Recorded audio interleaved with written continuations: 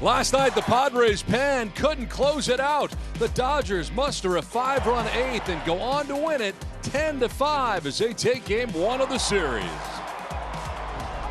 Welcome back to San Diego, where tonight we play game 2 of 4 between the visiting Los Angeles Dodgers and the San Diego Padres from Petco Park. Mookie Betts during his now 20-game on-base streak, over 1,100 OPS with 6 homers and 13 runs batted in.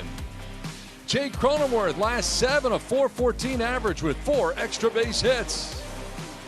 Welcome inside the broadcast booth, everybody. I'm Don Orsillo along with Mark Grant. Welcome to Padres Baseball, presented by Major League Baseball. Well, the Padres had a late lead in last night's game, but it's the Dodgers and their patience at the plate. They come up with some big offensive innings. Offense it is, Donnie. These Dodgers can hit, they can slug, they can hit home runs, and it came to fruition last night.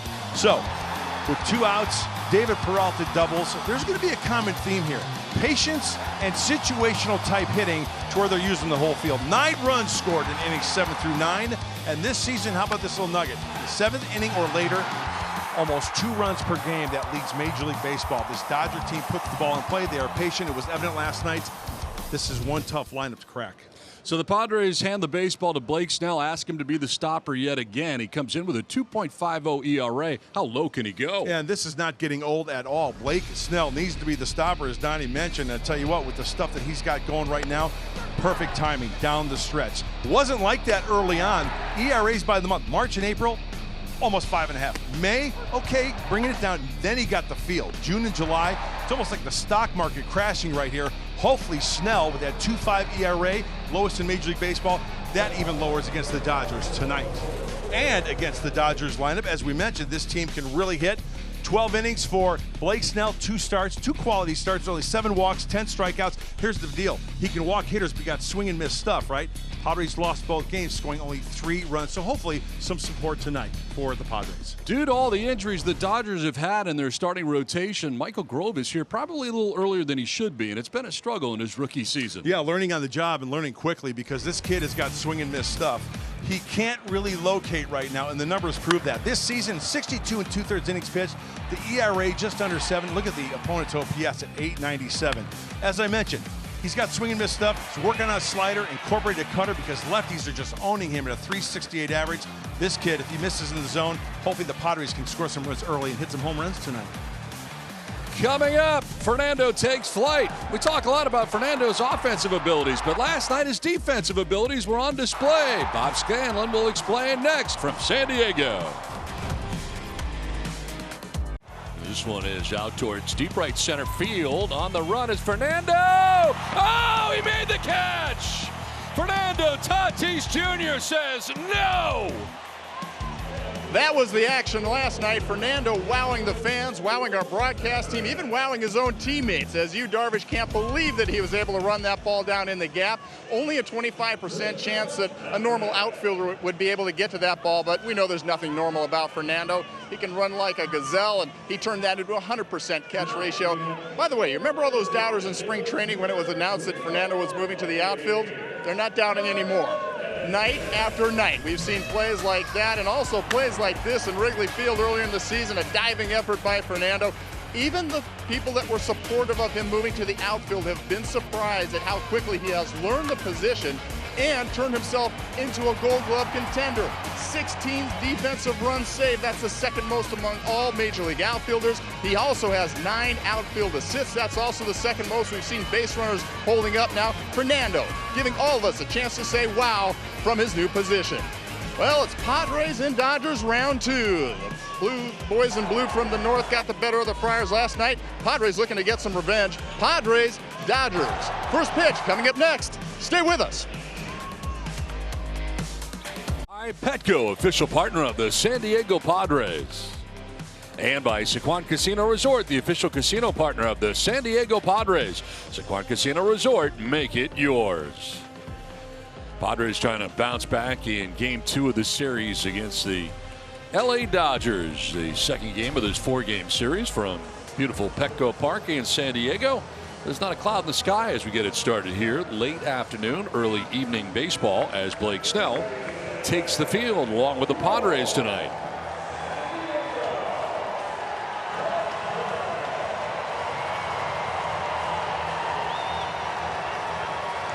start number 23 of the year for Snellzilla. As the Padres take the field behind them, the visiting Dodgers and Dave Roberts in town. Let's check out the Dodgers lineup, brought to you by Appliance Alley. Leading it off is Mookie Betts in right with Freddie Freeman at first base. Will Smith does the catching with J.D. Martinez back in there. He's the DH and he bats fourth. Ahmed Rosario is at second base with Chris Taylor at third. James Outman in center field bats seventh. Kike Hernandez in left field bats eighth. And Miguel Rojas at shortstop, the veteran, bats out of the 9th spot. As we mentioned, Blake Snell towing the rubber tonight for the Friars. And the numbers are spectacular, and if it ain't broke, why try to fix it? That's the main common theme tonight for Blake against these Dodgers. Since May 25th, his numbers have just been out of this world. Sure, there's been some walks recently, but he's got swing and miss stuff. Making his 23rd start. Tried to better his record at 9-8 tonight with a victory, but the numbers, opponents only hitting 198 off Snellzilla. Let's take a look at StatCast, powered by Google Cloud. 2 starts against the Dodgers this season for Blake Snell. He's got the 4-seam fastball, the changeup. He's heavy on that, 54%, mixing the curveball and slide. And you know what? It's not just 1 or 2 pitches that's been working for Blake Snell since May 25th. It's all 4 of those pitches. He will find it, he will locate, and he will have success. Defense behind him, left to right in the outfield. It is Soto in left, Grisham in center, and Tatis Jr. around in right. Third to first, Machado, Bogarts, Kim, and Cronenworth, with Sanchez doing the catching with Snell. And he's been a big part of working with Snell through this great stretch that they've been on. It's time now for the keys of the game. All right, after game 1, disappointing loss last night. How about a win? Because same old Blake, right? Keep going, nothing to change, and score early and score often. Enough is enough. Score 3 early, score in the middle innings, score late. So with that said, game 2 is about to start. Stepping up to the plate for the Dodgers is Mookie Betts. Stepping up to the mic with the play-by-play is the voice of the San Diego Padres, Don Orsillo. Donnie, take it away. Thanks very much, Bundley. Here we go. Game 2 of the 4-game series between the Padres and the Dodgers. First pitch of this one from Snellzilla is in there for strike 1, and we're underway. Mookie Betts having a terrific year, one of his best power number seasons. 29 homers, 70 runs batted in.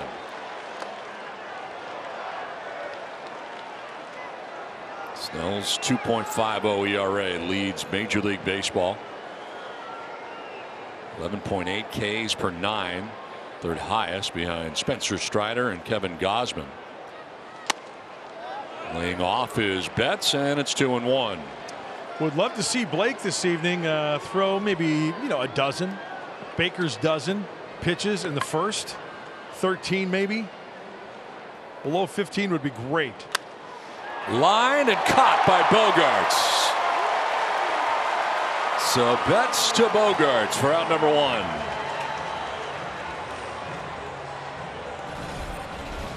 Almost a changeup off the bat, not really hit that hard. Out in front of it, laying out, perfect timing for Xander. Sir Xander with a nice catch. 1 down in the first for Freddie Freeman, having a terrific year and the recipient of strike 1. 338, 22 homers, 76 runs batted in. The OPS over 1,000 for Freddie Freeman. Last 16 games, he's hitting at 470. Come on. Yeah, 470 in the last 16 games. The average has gone up from 314 to 338 during that span. And during the 16-game stretch, he's got 8 homers, 20 runs batted in. So he's in the zone. Well, we talk about it all the time. Using the whole field, he chokes up. Good command of the strike zone. Where are the hits going? All over the place during this 16 games. Yeah, how about that, Donnie? Look at the average. You mentioned that, the OPS. 17 singles. The extra base hit is there, 8 doubles. To right field, Tatis on the run will get there without a problem. 2 down.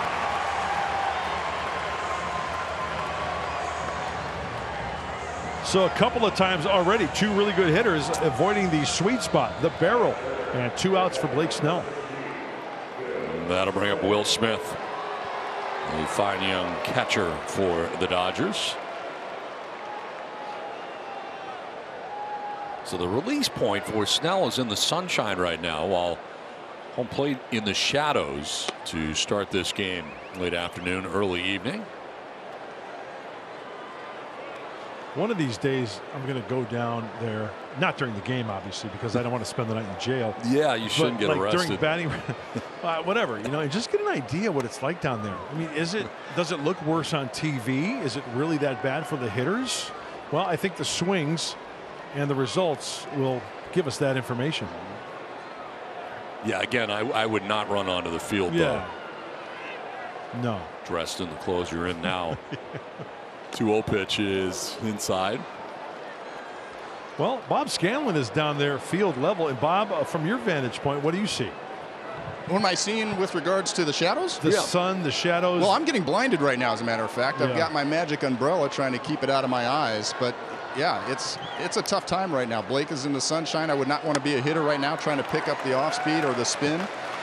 We've seen this before, guys. And, Mudd, I was never able to take advantage of it, unfortunately. But I know a lot of hitters say that it's tough to pick up right now.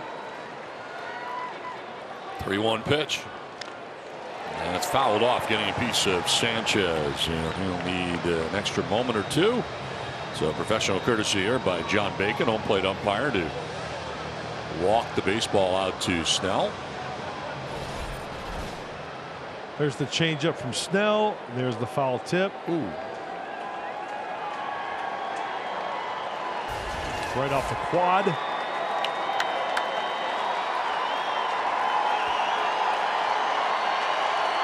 Three balls, 2 strikes, 2 down in the first. Fouled straight back.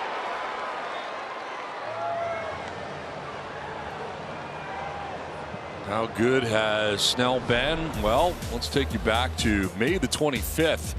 First in ERA, first in opponent average, first in hard hit rate, fewest home runs allowed, only 2. That's really the date when he turned around his entire season after another very slow start. This year was really slow, but boy, when he gets it going, it's quite a stretch. These numbers are like a man pitching against boys of like an amateur team. Those numbers are just mind-boggling. The 8th pitch coming up here to Will Smith, who is battling. The off pitch. And a high fly ball to deep left field. Back goes Soto at the wall. It's gone. Home run number 14 of the year for Smith, and the Dodgers strike first on top 1-0.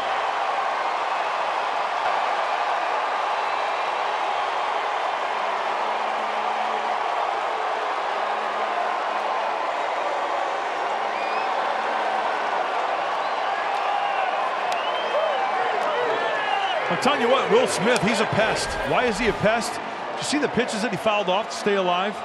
There's a breaky ball that just doesn't break where Blake wants it. Catches too much of the plate. He stays on that nicely. Now J.D. Martinez back in the lineup. He's been battling a groin problem, hamstring problem. Soto tried to time the leap.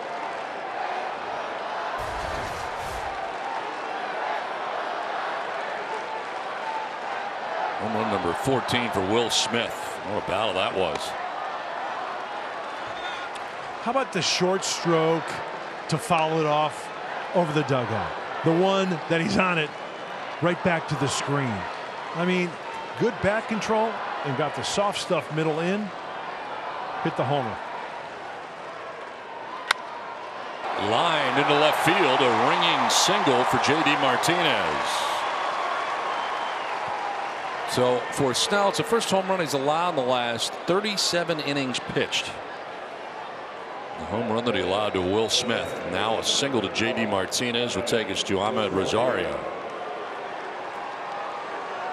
And all of a sudden you get 20 pitches in this first inning for Blake Snell. Yeah, he had a couple of strikes on Will Smith with 2 outs. It would have been 15 pitches for the inning, but he battled. So 2 down, Martinez at first, and Ahmed Rosario, who is 7 for his last 21 at .333. 6 games since joining Los Angeles, coming over the trade deadline from the Guardians. A big double last night as part of that 5-run 8th. Dodgers went into the 8th trailing by a run. Tap foul, 0-2. When Padres pitchers canine your canine or feline wins, Petco Vital Care members can visit participating Petco locations the next day to score a free 6-ounce wholehearted treat with an eligible purchase. No strikeouts yet tonight for Snell. With Martinez at first, 2 away, and a 0-2 pitch coming up. Did he go? Are they going to check? No. No, maybe. No, maybe not.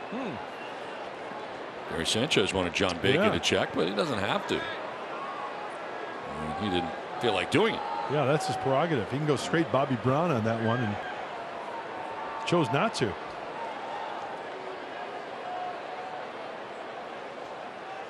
Swing and a miss, and he strikes him out. There's the first strikeout for Snell, but a home run for Will Smith. Dodgers lead it 1-0.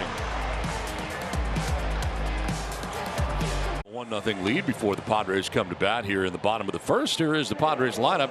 It's Kim at second, Tatis Jr. in right, Soto in left, Machado at third with Bogarts at short, Cronenworth at first, Choi the DH, Sanchez does the catching, and Grisham in center field with Michael Grove on the mound tonight for the LA Dodgers. 26-year-old making his 12th start. The numbers aren't good. 62 2/3 innings pitched. He's allowed 102 base runners. It's a lot of traffic. Yes, it is. Kim leading it off and taking a strike. It's a traffic jam, Donnie. Hopefully that continues tonight for the Padres offense. 287, 15 homers, 41 runs batted in. His last appearance was July 30th against the Reds. 6 innings, gave up 10 hits, 8 runs. 1 walk. Did strike out a career high 10 batters as part of that loss against Cincinnati. A strike to Kim. First time he's been on an opening day roster. Made his major league debut last year, May 15th. It still has his rookie status in place for this year. Swing and a miss, and Kim strikes out. It was a slider and a good one for the first out here in the bottom of the first inning. He's got a really good slider, good tilt to it, and good location down the way. He also incorporated a cutter this year, trying to battle against lefties in on the fists, but got to protect with 2 strikes, and Kim offers at the slider out of the zone. 1 down for Fernando, and a swing and a miss for strike 1. 266, 19 homers, 58 runs batted in. That's out of the 2 spot for the Padres, and fooled on that slider. It's 0-2.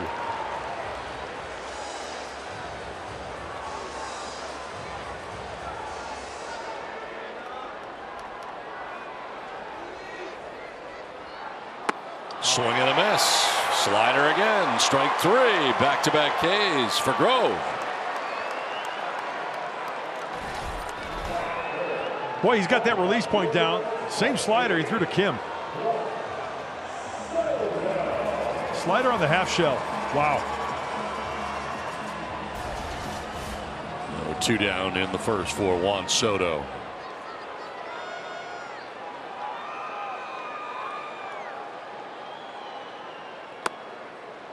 Strike 1. Fastball, top of the zone.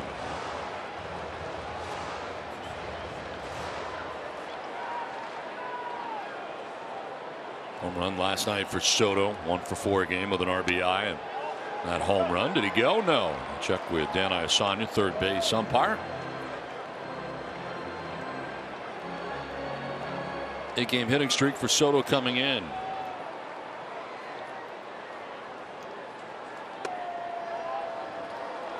Lit up, call the ball. So he broke out the knuckle curve the last couple of pitches. Seeing if he's got the feel for that too. Yeah.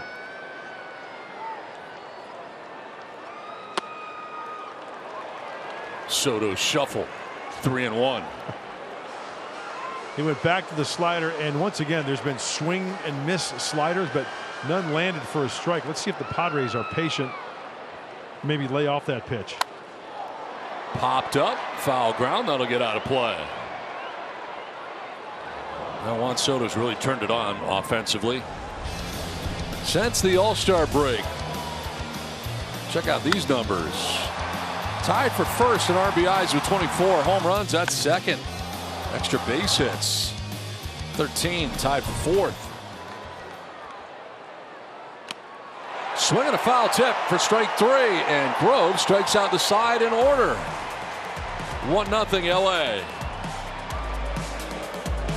Home run by Will Smith, and Blake Snell should not feel bad about giving up a first-inning home run to the Dodgers. Why? Well, they've hit 33 of them so far this season.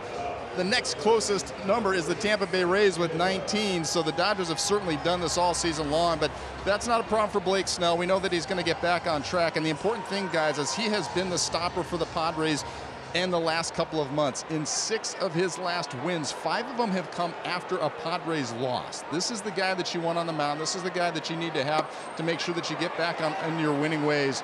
And Don, I ask you, you've been around guys that have been the stopper as a starting rotation guy for a ball club. I think of guys like Pedro Martinez and Kurt Schilling. Am I right in that direction? Yep. Who else have you seen? Those would be the two.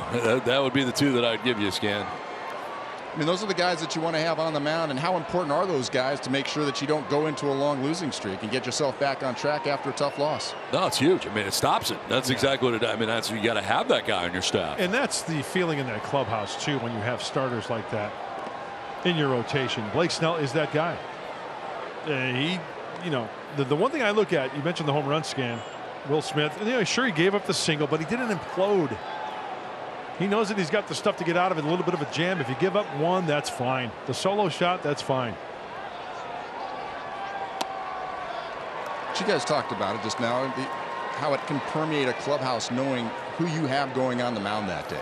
It turns into win day. You got a chance to come out and do some damage. And I'm sure that's the way this Padre clubhouse and lineup feels with Blake on the mound right now.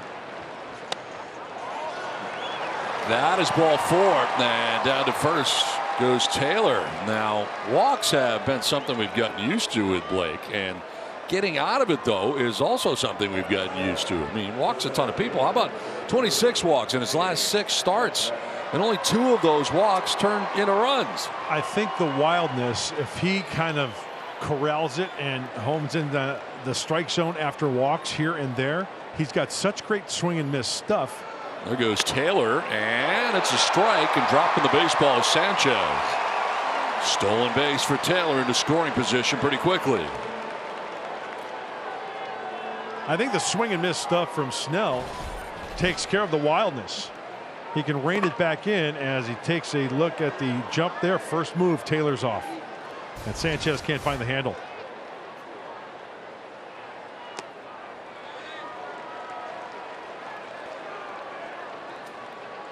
James Outman, 252 coming in, 13 homers, 49 runs batted in, first 101 games.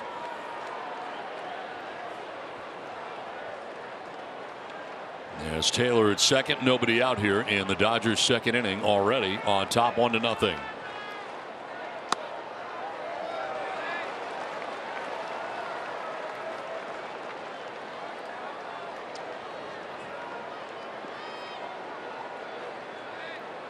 That stolen base kind of hurts. Obviously, nobody out, no double play in order right now. So Blake Snell's got some work to do. Fouled straight back. Home run last night for Outman. His 13th home run of the year. Yeah, I was just about to comment on his swing. I mean, last night that was impressive. See how he shortens up on that backside. Watch, shorten it up. Got to it through the head. Compact swing. This kid can run too. He's got the tools to satisfy. Yes, he went around and strikes out. Second strikeout for Blake Snell, gets him on the curveball. This is where Snell can take care of the man on second base with nobody out with that swing and miss stuff. 2 strikes, expands. Runner in scoring position. There's a strikeout there. Oh, yeah, he went. 1 out, runner at second, Kike Hernandez. That's out of the 8th spot. His return to Los Angeles. Now Taylor's taking off for third. Here's the throw. It is late. Stolen base for Taylor, his second of the inning. Stole second, now steals third.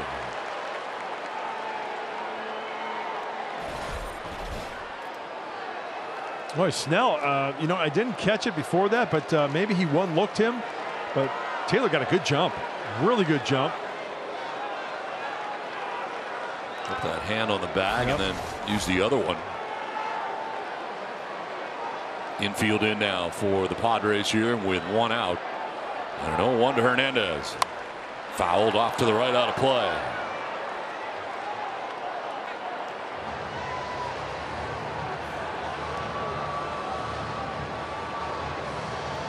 .236 homers, 35 runs batted in, 94 total games between Boston and Los Angeles. Was a Dodger the first time, 2015 through 2020. I think he went around. They check. No, says Gabe Morales, first base umpire. Well, that sure looked close to me. Let's take a look from the side. Oh, that's a go. Wow. Yeah. That's a go.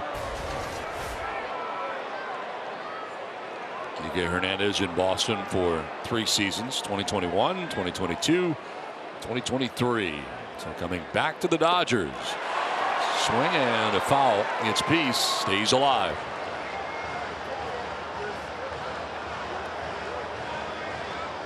Last 3 years with the Red Sox, total of 313 games, a .234 average.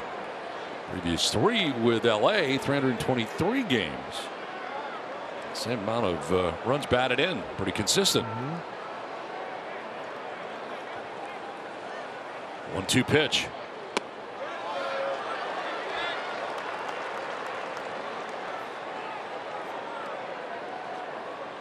So many ways that Snell can go right here. As we mentioned, all 4 of those pitches you can throw at any time.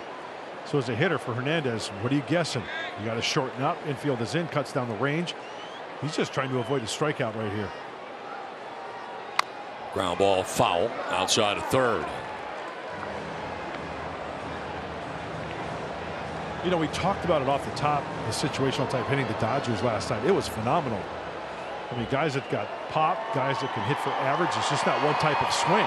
They were using the whole field. And they displayed a lot of patience, I thought. They had 3 walks, 2 were intentional as part of that 5-run inning.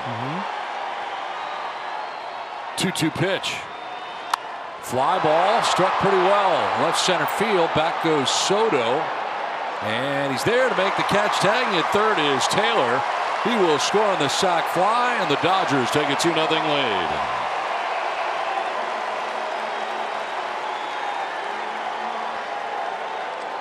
And once again, we talk about situational type hitting, right? He knows the situation. Infield is in. Hernandez gets a pitch. It's a 4-seam fastball. It's up. He gets to it. Working underneath it to loft it for the sac fly. So 2 down. Base is now empty. 2-0 LA. Here's Miguel Rojas grounding one right side to Kim. On to first for the out that will end the inning. Dodgers pick up another run, have a 2-0 lead after an inning and a half. Second time now for our Burger King ruling the plate. MLB leaders since the beginning of 2014, most seasons with 20-plus home runs. Manny Machado tied with J.D. Martinez, Nolan Arenado, and Anthony Rizzo, all with 8. And Freddie Freeman and Mookie Betts sliding in there with 7. Pretty impressive and very consistent. Very consistent. What's it like to be that good? Seriously, year in and year out. I mean, I've yet to meet. It amazes me year in and year out that guys produce like that. Swing and a miss. There's that slider that we saw so much of in the first inning from Grove. Struck out the side in order. Kim, Tatis, and Soto. He's got 13 Ks in his last 7 innings going back to his last start against Cincinnati. I want to start looking for those sliders that are landed for strikes if taken. We've seen a handful off the plate swung on and missed. Fouled off down the left field line. Now that one there, yeah, that would have caught a lot of the plate. Manny was out in front of it. Easier said than done. You see it, looks like a strike. Ends up off the plate. Meanwhile, on the other side for Snell, some firsts going on. First time Snell has allowed runs in back-to-back innings in the last 13 starts. Got to go back to May 19th against Boston. So he gave up a single run in the first, single run in the second. 2-2 here. Missing with the knuckle curve was Grove.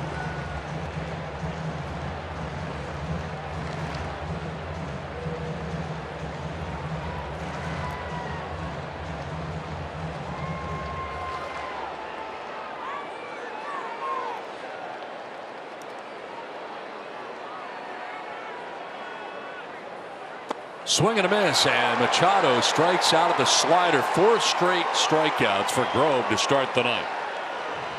And it's the slider again. Well, you see, he kind of spiked that index finger, getting on top of that and get some really good spin, really good rotation. Now, once again, he goes out of the zone. 1 out for Xander Bogaerts. Strike 1, takes a fastball, no slider to start him off. 268, 11 homers, 37 runs batted in for Xander. Line to center field and a base hit for Bogaerts.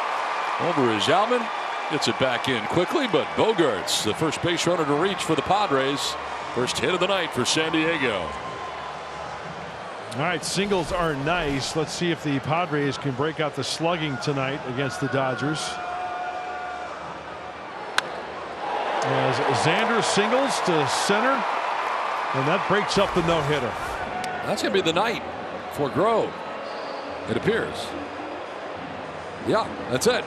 So he's kind of the opener as it works out. Yarbrough's been warming in the pen. Looks like he is going to be the guy that will do the bulk of the work, but quite a start for Grove. Struck out the first 4, gives up a base hit to Bogaerts, and he leaves. It's 2-0 LA.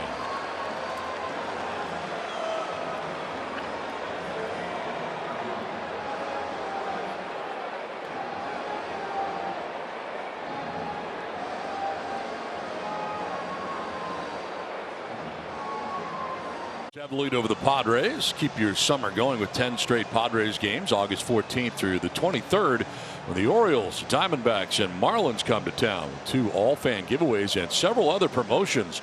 Learn more at Padres.com/tickets. So Michael Grove done after an inning in a third, and just coming over from Kansas City, Ryan Yarbrough into the game. This left-hander, he's got pretty good stuff. In his career, lefty's hitting .223. He's got a couple that he's going to face right here.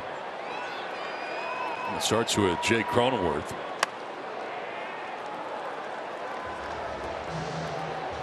So Yarbrough returning from the IL after sustaining a facial fracture off a line drive off Ryan Noda's bat for the Oakland A's. He's 3-1 with a 2.19 ERA and 4 starts.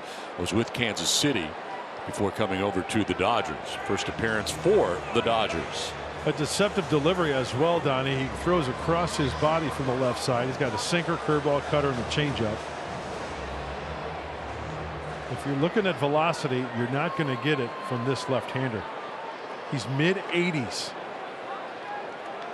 It's all about location, deception, a little bit of movement. They decided to get Yarbrough after they had been denied the trade, the no trade clause by Eduardo Rodriguez of the Tigers. Still needed a starter. May not need one for a long time though. Clayton Kershaw, his shoulder is in line to return next week. Walker Buehler could be back early September after his Tommy John surgery. So there are guys coming back that have been out of this rotation for quite some time for LA. And the Dodgers also have to keep an eye on Bobby Miller's innings total in his first year in the big leagues. We saw him last night, of course, game 1.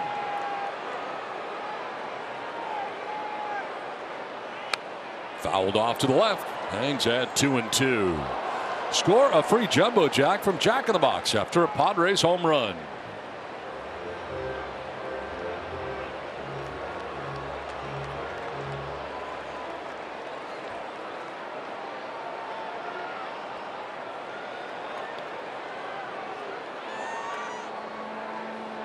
Over to first, low.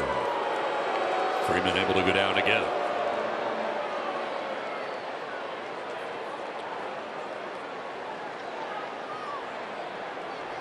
Michael Grove looked very impressive in his inning and a third. Struck out first 4 hitters he faced: Kim, Tatis, Soto, and Machado.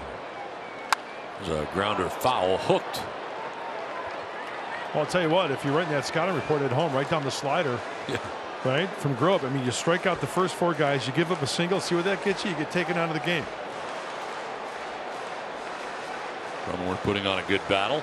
7th pitch coming. We're still responsible for Bogaerts, who's at first base. There he goes, and a foul off to left out of play. Pretty good jump for Bogaerts, but Cronenworth fouled it off to the left. Really got to stay back on Yarbrough. Take it the other way. Soft tosser.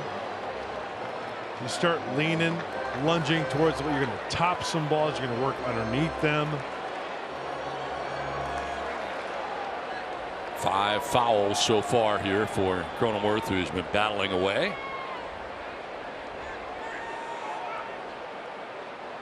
Swing and a miss, and he struck him out. Curveball. That's 5 strikeouts for Dodgers pitching. 2 down here in the 2nd inning. You couldn't have placed this breaking ball any better on the outside corner. Low 3/4, sidearm almost. That's a big curveball from the left-hander. 2 down for Ji-Man Choi. Was the DH in last night's game. Same thing tonight. And a swing and a miss for strike 1. 203, 6 homers, 11 runs batted in for Choi.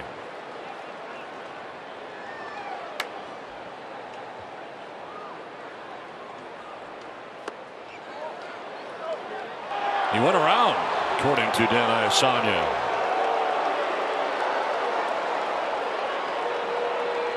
Melvin didn't think so.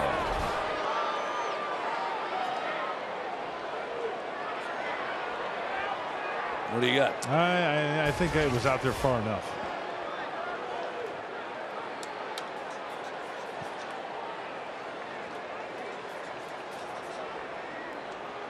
Bogaerts gains his lead at first, held on by Freeman.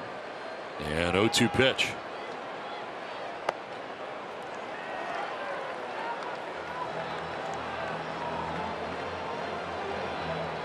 James Outman, the center fielder, over towards left center. Gap in right center field for Choi.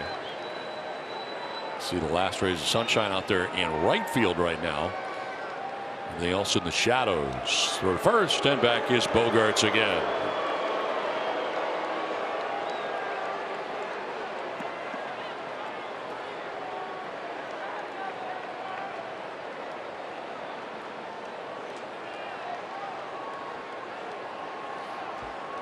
Going over there again. Tell you what, looking at the defense, Donnie, you just mentioned Outman at center. Chris Taylor is literally playing the shortstop position. He's the third baseman tonight for the Dodgers.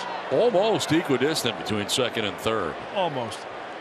If you got to think, I mean, if Yarbrough is going to just consistently go away, you'd think that that'd be so inviting on that left side of the infield. And you know what? I'll give you that, Donnie. You're willing to give me equidistant? I think I'll give you that on that one. Okay. Yeah. You betcha.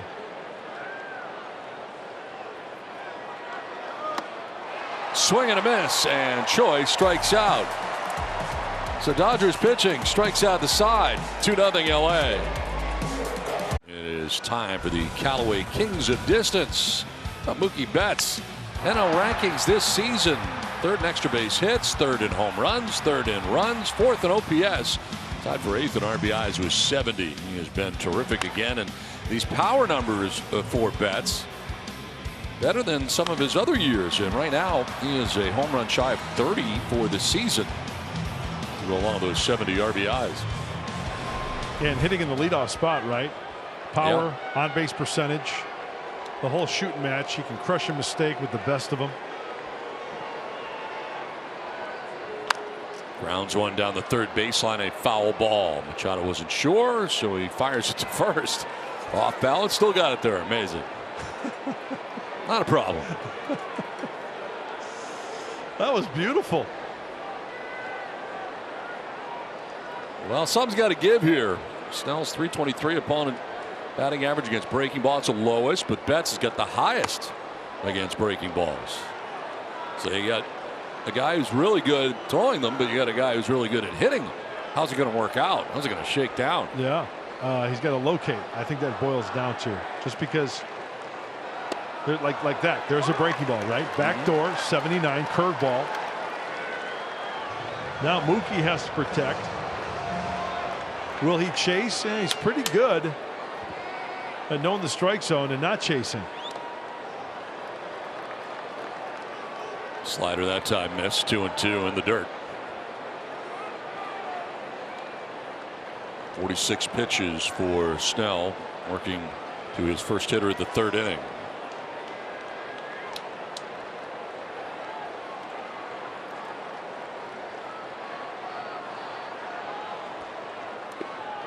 Ball 3. It's Betts, Freeman, Smith. A pretty tough 1, 2, 3 for the Dodgers at the top of their order.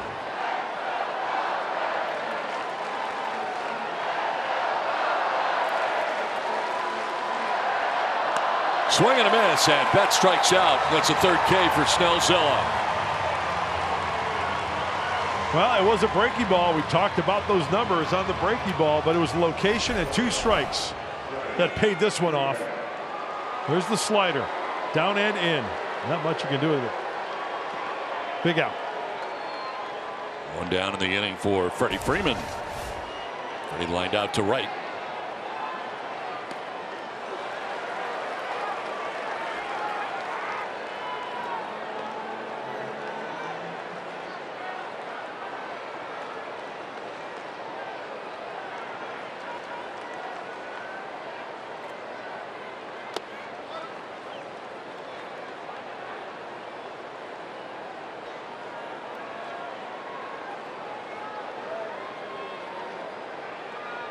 .333 in his career against Snell. 5 for 15. Snell missing with a fastball riding in.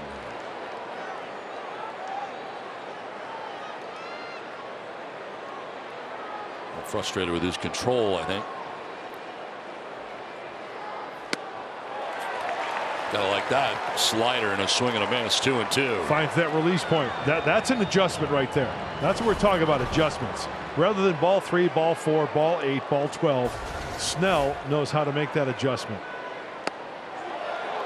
It's away. Freddie not biting on that one, huh? I love the matchup of a really good pitcher who's hot and then a hitter like Freeman who can just spit on a pitch knowing that it's a ball. It's a great matchup. Struck him out. Back-to-back Ks. Freddie Freeman strikes out after Betts did. 4 Ks for Snell. That's impressive. 2 down in the inning. Pinpoint control on the slider. Remember the pitch prior to this one? Off the plate a little bit. Freddie took it, but he knows that this one have taken a strike. Here's the swing and miss. There's Will Smith with 2 away. Drops in there for strike 1 on the curveball.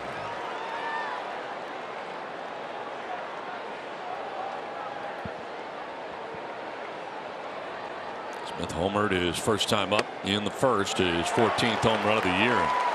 He's quickly down 0-2. Snell starting to feel it.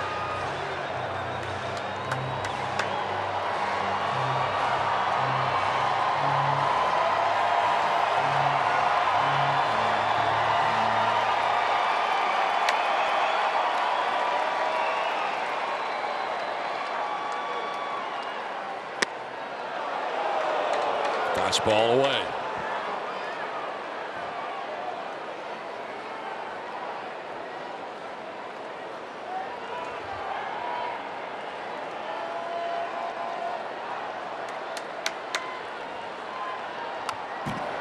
Fouls it back to the screen. We'll do it again. 1-2.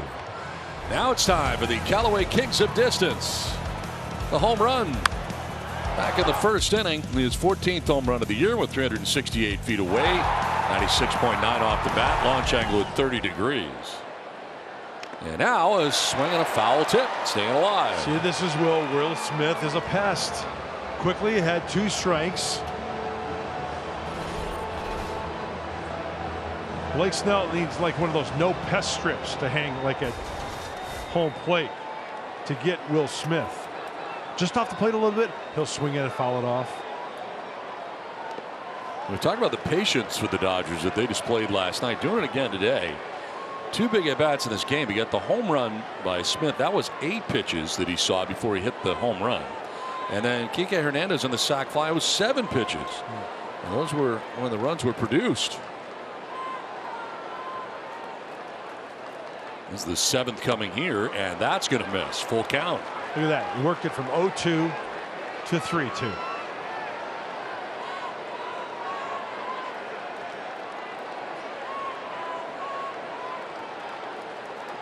Push him over towards right center, gap in left center.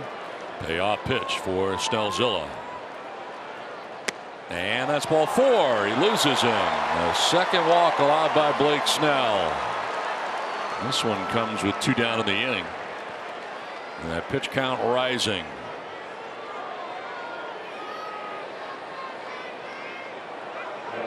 There's J.D. Martinez, the DH, who singled his first time up.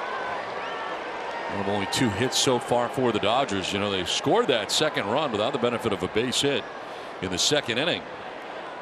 As Taylor walked to begin the inning, stole second, stole third, and scored on a sac fly. So Snell didn't give up any hits, but he did give up a run.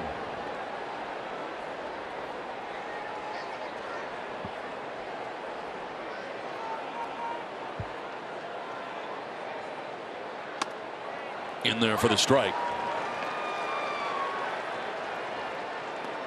J.D. Martinez back in the National League West, was in Arizona back in 2017. Member of the Red Sox for the last 5 seasons. 2018, part of their World Series championship, and he had .330 and 150 games that year. Had a big year, the year of the championship for the Red Sox against these LA Dodgers.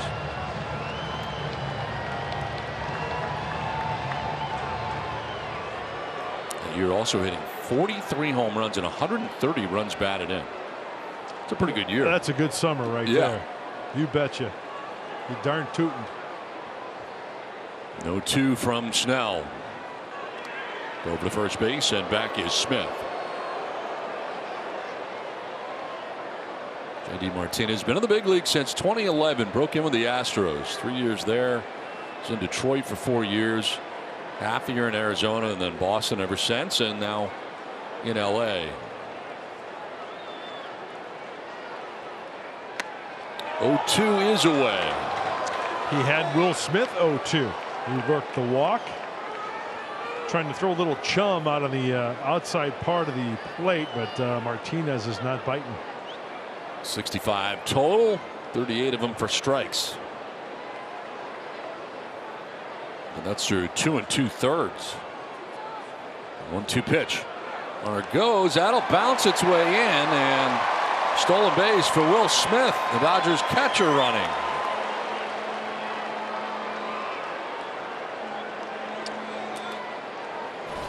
Dodgers are not known for stealing bases. That is, they're 12th in the National League, 23rd in baseball, but they are tonight. Dave Roberts will pick spots. 3 tonight. And certain runners, players, went on base and pitchers to steal that bag and get into scoring position. 3 in 3 innings.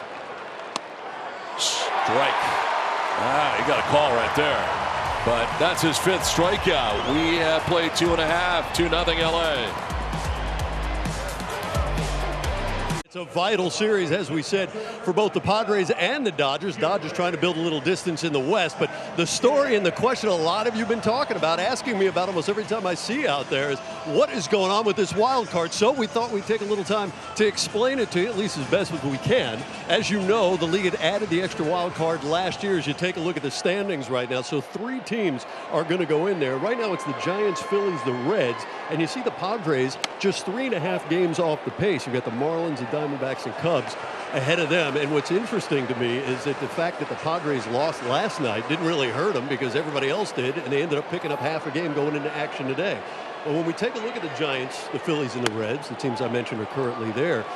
Don and Mud, I got to ask you, who among these teams do you think is left standing at the end of the day? Who's most likely to fall out?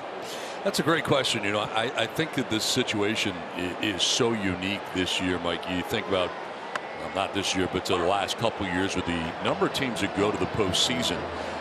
And, you know, there's just, this is what it has developed, is that there are so many teams in it now, and that's what makes the trade deadline so tricky, because everybody thinks they're in it. I mean, look at that list.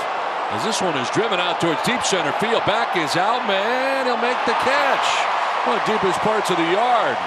And Sanchez is retired. But I think it's tricky for general managers right now at the trade deadline, because you don't want to send the wrong message to your fan base. You don't want to send the wrong message to your team. And there are so many of these teams that are just sort of there who may or may not be legitimate. It's tough to tell. And you know, I'd hate to rule out any of those teams, honestly, because any of them can go on a run. And I think if one thing we have learned from the World Championships over the last few years, we go back to the Nats and the Braves, and they were teams that were not doing well until late August and then took off. So I think because of the way the playoff structure is now, I can't rule anybody out of that list. I can't either. We've seen some crazy stuff, and that's why, without pinpointing teams, there are teams that are spiraling right now. There are teams that are. How about the Giants? They've won 7-9 going into tonight, right? Pitchers D-backs going the other way, right? Right, and then you got Philly. They've lost a lot of games that they should have won. Trey Turner has just been a conundrum. Cincinnati's allowed 47 runs, 4-game losing streak in the last week or so. I mean, the majority of the teams, I think, Mike, that are in the race, the wild card, as we take a look at that list, they're not, the majority of them are not doing well, but there are a couple teams like the Cubs hitting home runs, Giants winning a lot. Padres are on kind of a roll right now, so stay tuned. Well, Mike, there's one thing you have to take into consideration too, and this is hard because it's us, but the Padres schedule not the easiest heading down the stretch under the teams that are in it right now. No, you're right. You got 5 teams right now fighting for that last spot. And to your point, you know, the Reds just lost again today, so that's 5 in a row for them. The Marlins have dropped 3. The Diamondbacks, they've played poorly. They've lost 4. They're just 5-15 since the All-Star break. So it's like a game of hot potato. Nobody seems to want it. And so everybody's got this shot. And I'm looking at the trade deadline to your original point, Don, I'm thinking who might have gotten better. And as strange as this may sound, because I know the Padres worked a deal for Garrett Cooper with the Marlins, it might be the Marlins who got better. They pick up Jake Berger for a little bit of offense. David Robertson from the Mets, they could be interesting when this is all said and done. I never discount the Phillies, and I still, to this point, guys, cannot figure out who the Giants are. No. You know, it reminds me of the Giants a couple years ago, and they won over 100 games, and we kept waiting for them to kind of fall off, and they never did. It's that same kind of feel here. Like, when is that going to stop? Because you look at that roster, you look at that team, and I don't think you're overly impressed by what the Giants are running out there on a daily basis, but yet they're getting it done and playing great right now. I look at head-to-head, all right? Into center, line drive, base hit for Kim. And I'm doing a little, okay, I think I'm locked in here. We're done with the Cubs, right? The Padres, and they're done with the Reds, correct? Correct. We've been there, they've been here. Still got Miami. Right. 3 against Miami, 7 against the Diamondbacks, 6 against the Giants, 3 against the Phillies. Those are the teams in the wild card race and the head-to-head. That's what it's going to boil down to. Those are a lot of games. Yeah, I think against you're right. teams in the run. You know what's interesting too is you're talking about a third of your season basically still remains, and while it feels somewhat dire oftentimes to fans, as we've talked about before, inside a clubhouse, there's nowhere near time to panic, especially when you consider how bunched up it is. Well, that's the thing. I mean, as you said before, too, I mean, you lose last night in crushing fashion, but yet you pick up half a game. So, I mean, it makes perfect sense, yeah. right? And you know what? I will say it because I said it last night. I thought last night was a must-win, knowing that every team in your division lost or in that race lost. It'll put you in a great spot if you won. Absolutely, absolutely. And the same in that first game of Colorado that they lost. Everybody lost that night, too. So you're talking about a 2-game swing there. I'm old enough to remember when Arizona was leading this division. Right. I don't honestly know what happened, but as we've watched this season develop, I think to your points, guys, everybody has felt they have a shot. You have the extra place, and why not buy into the hype a little bit, give your fan base a chance to consider being in it. Well, flying out to center is Fernando to end the inning. We're headed to the fourth with the Dodgers on top 2-0. Dodgers on top of the Padres. We head to the fourth inning back at Petco Park. It's time now for our Kia player profile. Major League active leaders, lowest opponent average versus the LA Dodgers. And Snell, 178. Yu Darvish, 170. Top two. That's impressive because when you look at this Dodger team, we've talked about it ad nauseum, but the batting average, they slug, but they're 10th in average at 250 going into this game. On base percentage, second.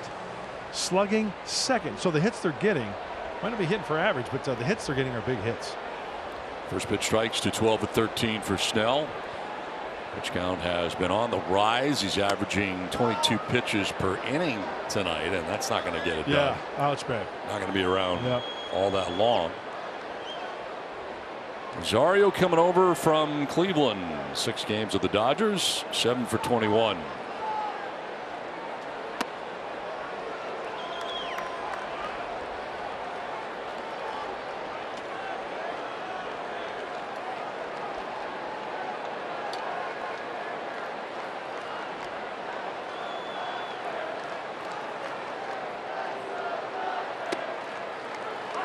Strike makes it 2-1. Change up that time from Snell. He could use an inning in which it's quick. Yeah, chop chop.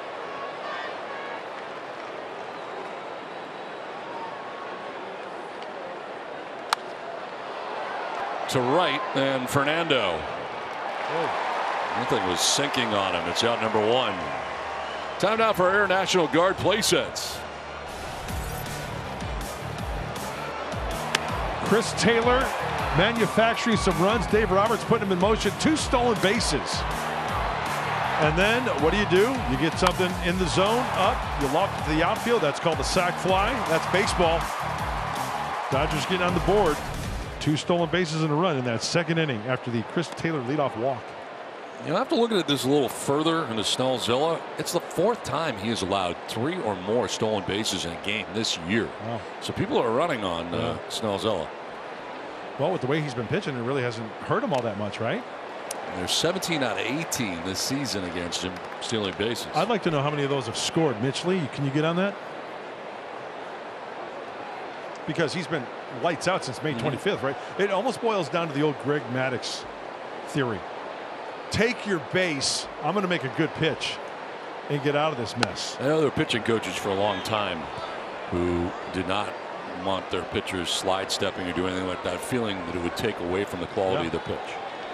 You buy into that? I was looking at a stat. Yeah, 2-1 pitch.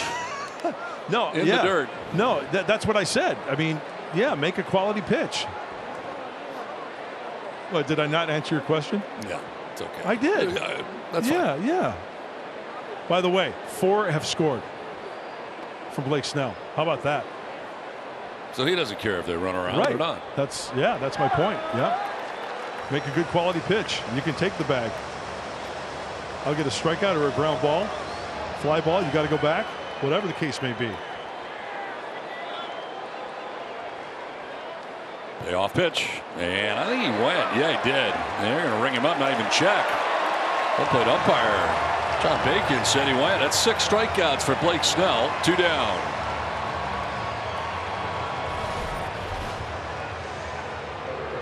Oh, definitely. I love this angle right here. Oh, yeah. No question. That barrel of the bat touched the front part of that batter's box, the chalk. And everything's better with Bacon, by the way. Swing and a miss for Outman, chasing the curveball.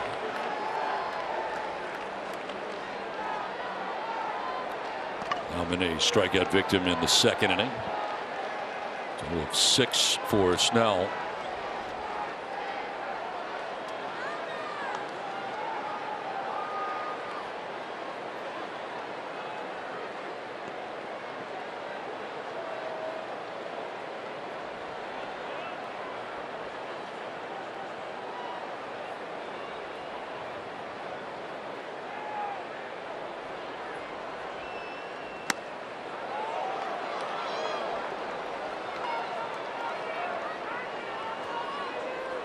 So ahead here is Outman 2-1. When he's ahead, 474 when ahead on the count, 5th highest in Major League Baseball. There's a 2-1 pitch to him. And that'll miss for ball 3.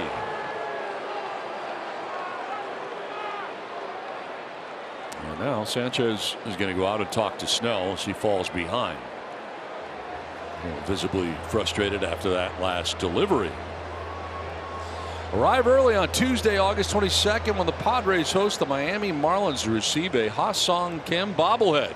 This bobblehead features a utility player hustling around the bases with a removable helmet. Learn more at Padres.com/giveaways. Oh, who thought that was a terrible idea? I don't know.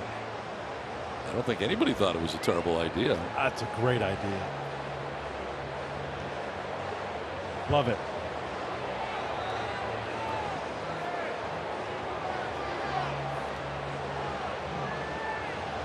So 3-1 the count here to Outman.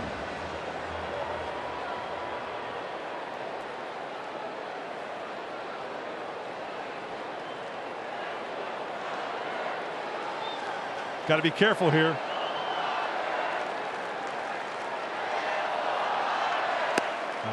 There's ball 4. And down to first goes Outman.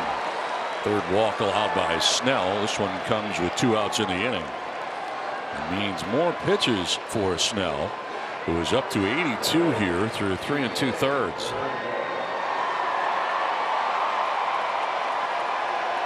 And brings up Kike Hernandez.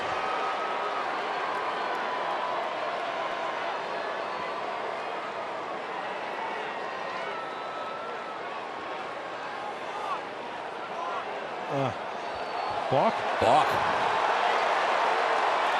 And Snell wants to know what he did. He is yelling out at first base umpire Gabe Morales for details.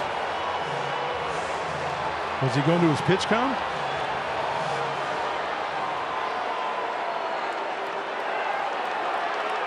And now Ruben Abel is coming out. Snell's going to walk right over to the first base umpire to ask.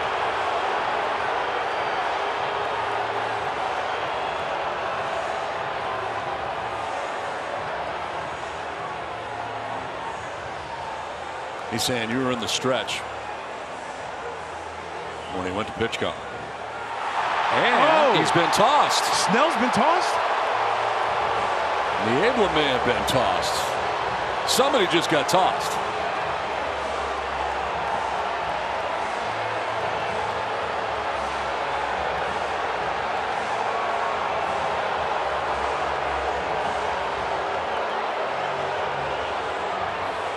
So you're not allowed to ask about a balk either, by the way. So he did walk over there. He could be. No, it's Niebla because he's going over to fight now.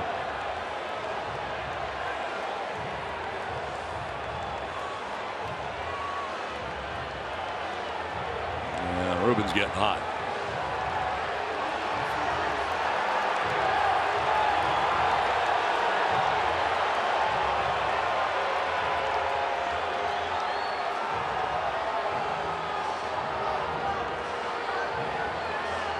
Crew chief Dan Iasanya has become involved. He's come over from third base as Niebla has been ejected from this game.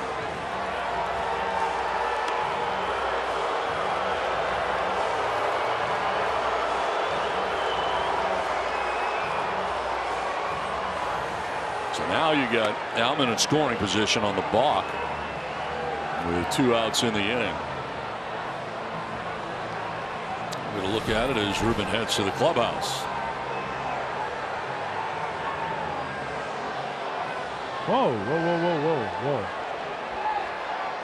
Okay, he was leaning over. He got the sign. He went into his stretch. He stepped off.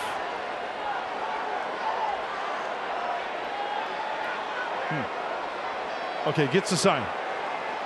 Come set.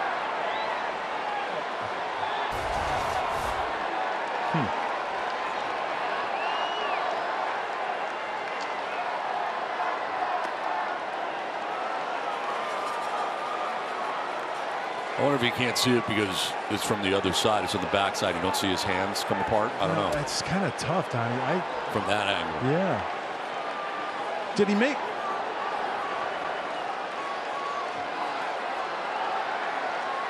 1-0 pitch.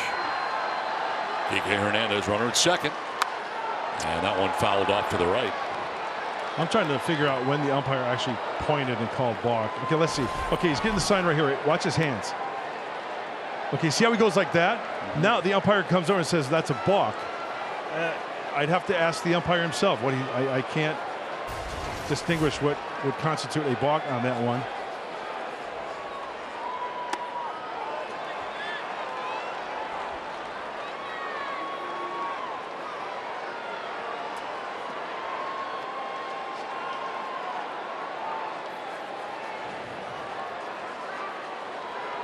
At second, 2 away, and a 2-1 pitch. And there for strike 2.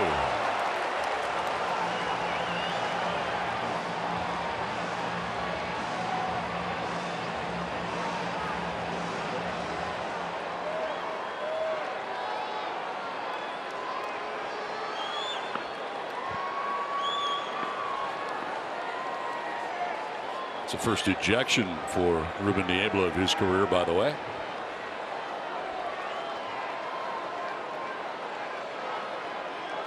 Two balls, 2 strikes to Kike Hernandez. Outman at second, 2 away.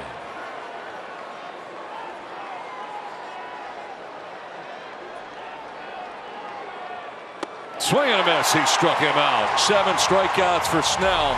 They leave Outman at second. 2-0 LA. We played 3.5. That's 7 strikeouts for Snell. Fitting the MLB Ballpark app will complete your next visit to Petco Park. Buy and manage game tickets, redeem offers, access exclusive content, and much more. Download the MLB Ballpark app today. Want Soto to lead it off here. The Padres trailing by 2-0. Soto, Machado, and Bogarts. And Yarbrough into this game in the second inning.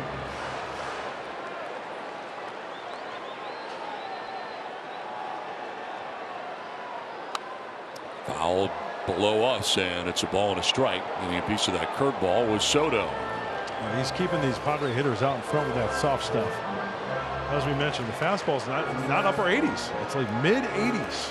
And he flips up that breaking ball. Try to keep you off balance.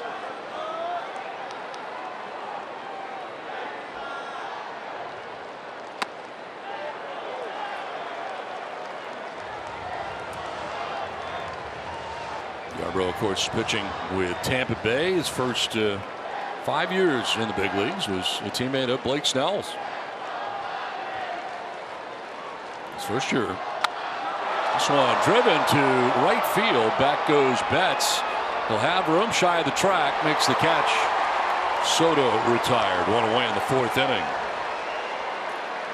Yeah, the year that Blake won the Cy Young, 2018, Yarbrough had 16 wins that year alongside him in the rotation. He's 16-6. That's a good year right there. Yeah. What was his ERA? 3.91. Nice. Not bad for the American League East. Yeah. Which Manny was in for quite some time with the O's.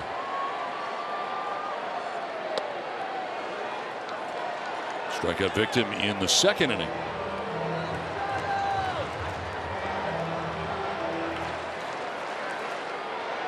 See if Manny stays back and rifles something. Oh, strikeout so far for Dodgers pitching in this game. 7 of them through the first 3 innings.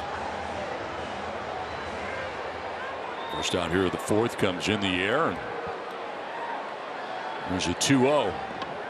Machado to deep left field. High, deep, and very gone.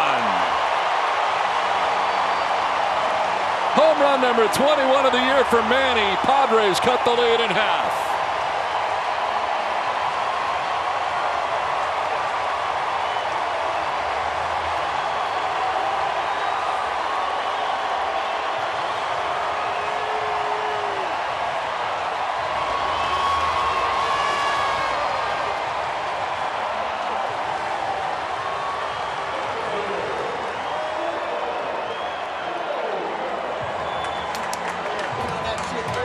Now that's staying back on a pitch. That was a changeup. Floats up there and floats out of here. 415 feet, 109.8 off the bat.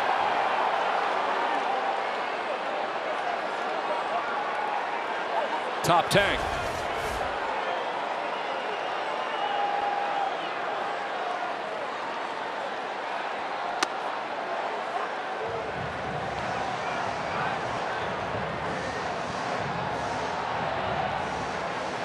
Most home runs against the Dodgers since the beginning of 2019. And now 14 for Manny. Popped up, shallow right, out Rosario, in Betts, and Mookie Betts makes the catch for out number 2. It's nice to see 2 flyers on that list, Fernando and Manny, with the long balls against the Dodgers. He stayed back so well on that changeup.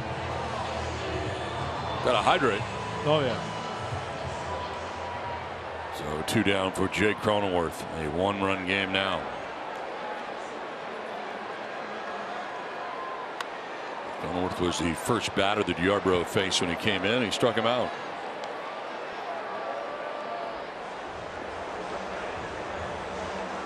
Seven-game hitting streak for Cronenworth. 414, 3 doubles, a triple, couple RBIs.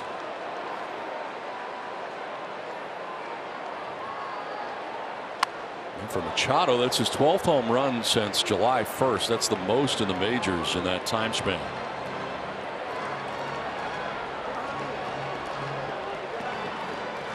And Padres fans have scored a free jumbo jack from Jack in the Box with that home run.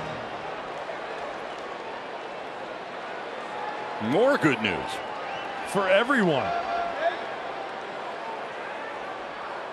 0-2 pitch to Jake. Chopped left side.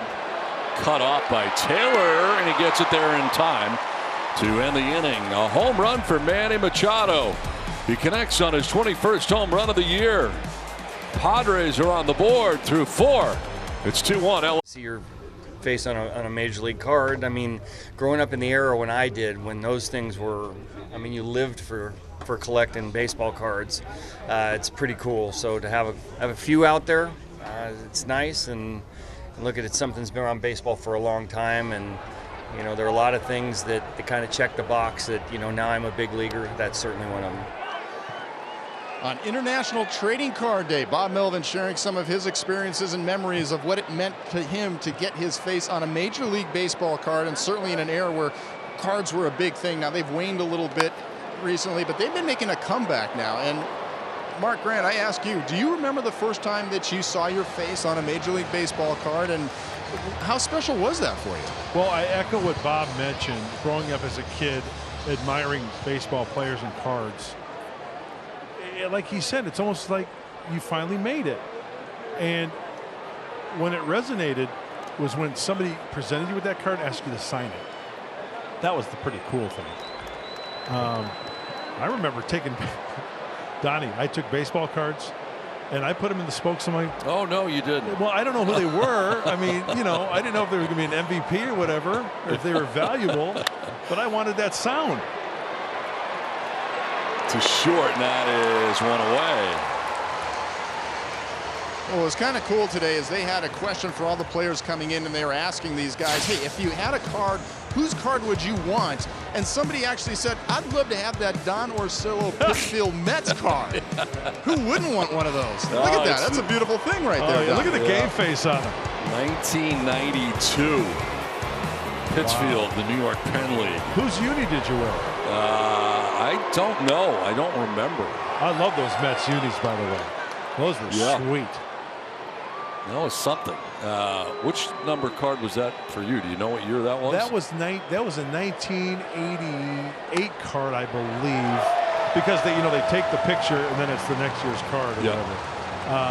So they did broadcasters a couple of years ago for the first time, Topps.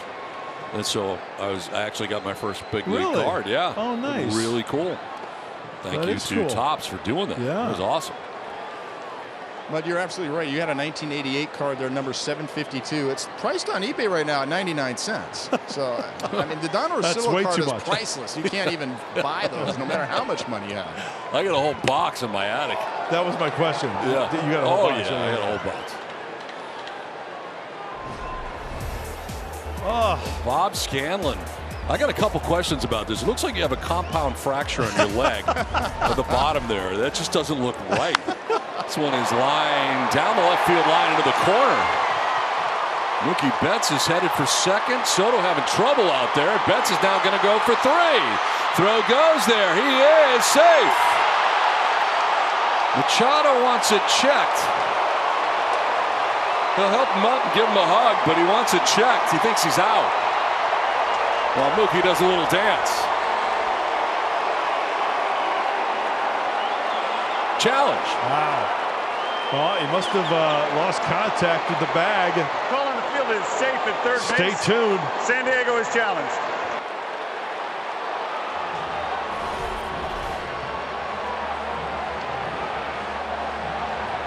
Okay. Looks like he stays on the. Yeah. Looks like he stays on the bag the whole time, doesn't he? Hand, left hand. On the bag, on the bag. Knee. Yeah. I think he's safe. Never took that hand off.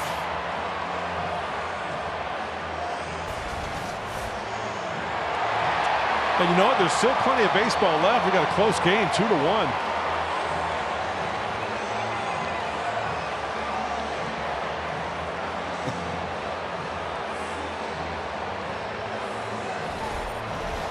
What happened to Juan here? A little trouble got by him. Oh. Tried to glove it just with the glove and couldn't find the handle.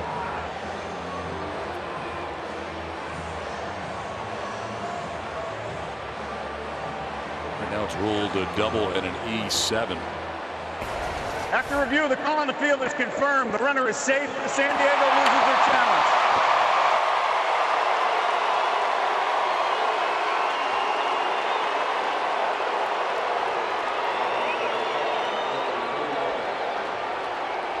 Told you so is what Mookie's saying to him now. So it is a double and an E7. Here's Freddie Freeman with the infield in all the way around, just 1 out.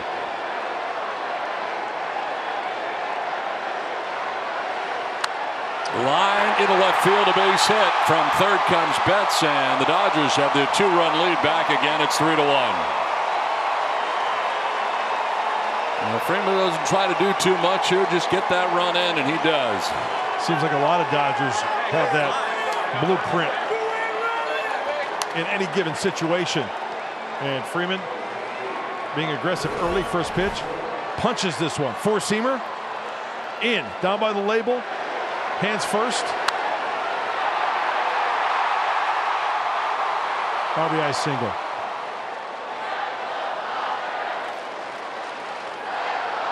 So 1 out, Freeman at first. Good sized lead over there, held on by Cronenworth. So the most runs allowed here by Snell in his last 13 starts. The pitch count has been on the rise right out of the gate tonight. He's had only 1 inning under 20 pitches coming into this inning. Season high is 109. This is 98 through 4 1/3. Runner goes, and Freeman, everybody's running. Stolen base number 4 of the night for the Dodgers.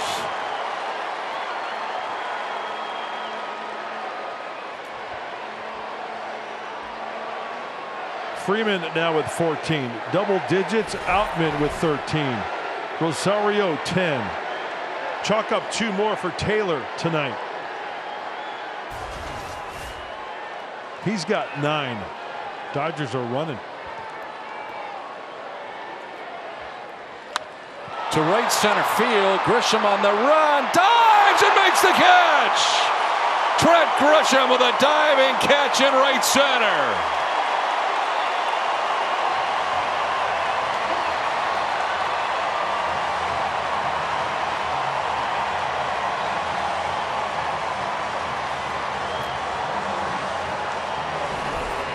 Saves a run. This ball slicing off the bat of Smith. Times it, lays out. Big play, big league, Grande Liga. Fernando was backing up nicely as well. 2 down for J.D. Martinez with a swing and a miss for strike 1. Even hundo now for Snell. For 4 2/3.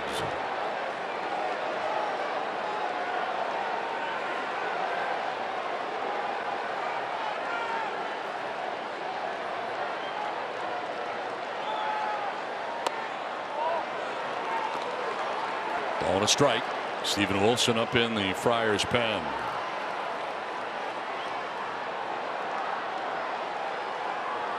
Up over 100 now is Snell with 2 outs here in the 5th, trying to get through the 5th. So far allowing a run in this inning. Spirals off the backside, no throw. Disengagement nonetheless.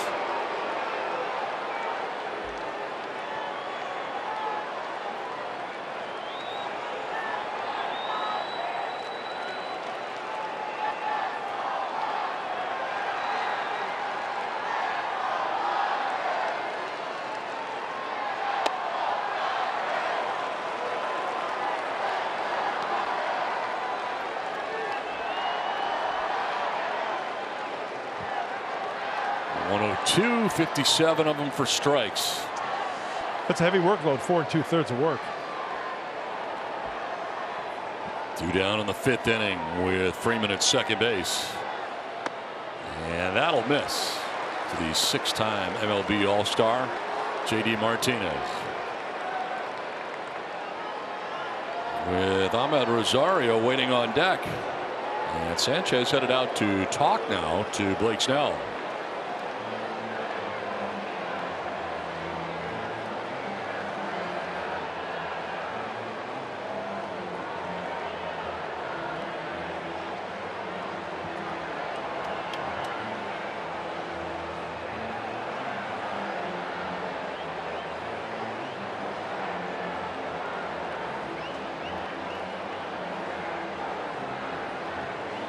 Well, you got another righty on deck. If you walk him right here, you get a force it anywhere at first, third. So let's see how they pitch to him right here. 3-1 hitters count. Dodgers offensive ranks very good across the board. Put together 3 runs on 4 hits so far in this one. And Martinez will indeed take the walk, and that is walk number 4 allowed.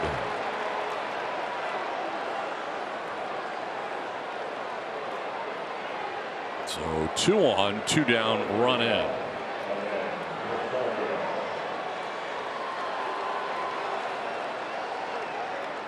Comes Ahmed Rosario, who has struck out, flied out to right.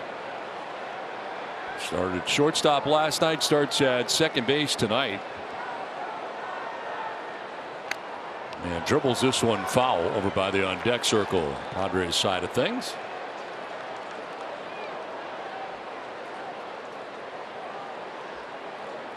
Snell's 3 earned runs, most he is allowed in a game since May 19th against the Red Sox. Give up 6 earned runs against Boston.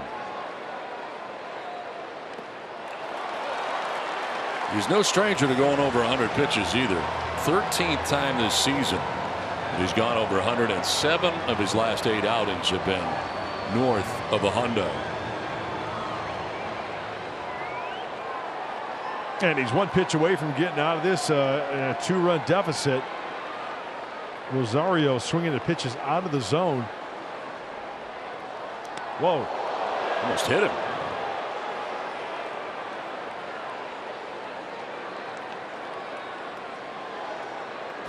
See Sanchez spiking this one.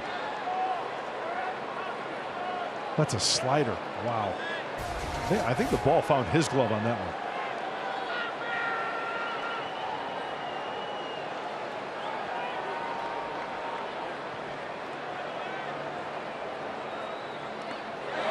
Did he go? Yes, he did. And they ring up Rosario.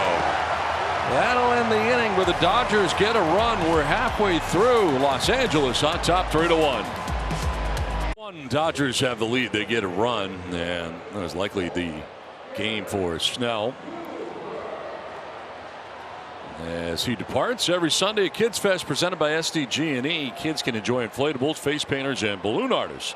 On select Sundays, kids can run the bases after the game. Perfect for families. Learn more at Padres.com/KidsFest. And a pitch hitter announced here. Troy is going to be hit for by Garrett Cooper. And with that, Mark Pryor, the pitching coach, went out to give Ryan Yarbrough a little bit of a scouting report. The pinch hitter coming up to lead off the bottom of the 5th inning.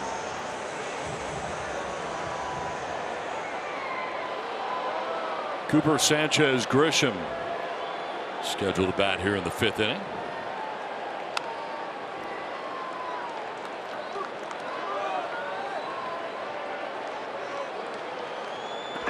Cooper coming over for Ryan Weathers, going the other way.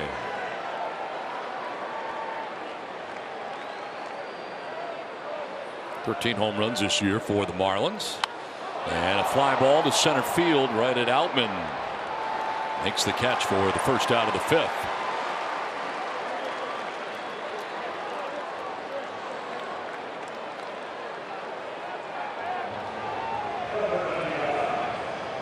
So 1 out, and that brings up Gary Sanchez.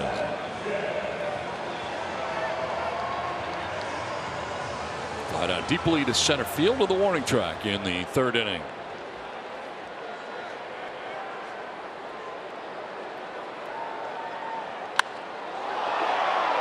Deep again to center again. Outman with more room this time. Shy of the track, hauls it in for out number 2. And bring up Trent Grisham. 2 flyouts to center for Yarbrough. Grisham struck out swinging in the 3rd inning. Total of 7 strikeouts in the game for Dodgers pitching. They had kind of an opener tonight. Michael Grove, who went the 1st inning in 2/3, gave up a hit, had 4 Ks.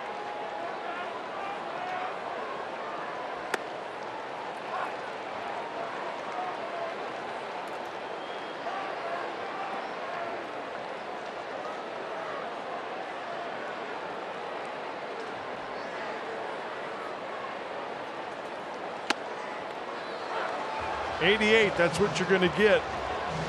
That's tops.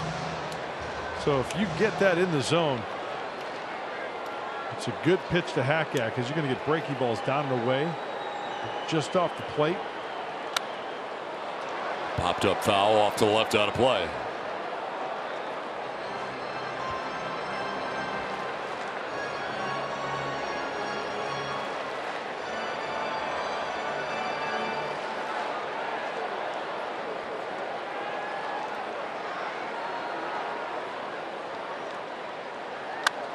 Fly ball left center, and Outman has a chance for all 3 putouts, and he'll make all 3 putouts in the inning. Played 5, 3-1 LA. So finally seeing your face on one is pretty. I think it's a surreal moment. You kind of just kind of want someone to pinch you a little bit because you think you're sleeping or something. So it's pretty awesome when you do see your first one. Manny Machado, probably a future Hall of Famer, him talking about how exciting it was to see his face on a Major League card for the first time. It's every kid's dream. And it was interesting hearing some of the guys talking about which card they would want to have in their collection. Manny Machado's name, of course, came up quite a few times. I said, I want that rookie Manny card. But what's interesting also is a lot of the American players were saying it would be really cool to have a Ha-Sung Kim card from Korea, or maybe a Yu Darvish card from Japan as well. So these big league players, they all had their dreams, guys, and it's a pretty cool moment to see it. Did you collect cards as a kid, Scan? Absolutely. I had a great card collection until I went to summer camp one time. And I came back from summer camp, and my mom informed me that she had gone through the garage, and they had a garage sale, and she found all these shoe boxes full of old cards, and so she got rid of them all. Oh, heartbreaking. Heartbreaking, guys. Probably had some pretty good ones in there, too. Oh, yeah, I probably had a bunch of really cool rookie cards. I mean, that's back in the 70s. I mean, I probably had Pete Rose cards and Nolan Ryan cards, and who knows who else. But, yeah, that was heartbreaking. So Cronenworth, a little stagger here, but he's there to make the catch, and Chris Taylor is retired.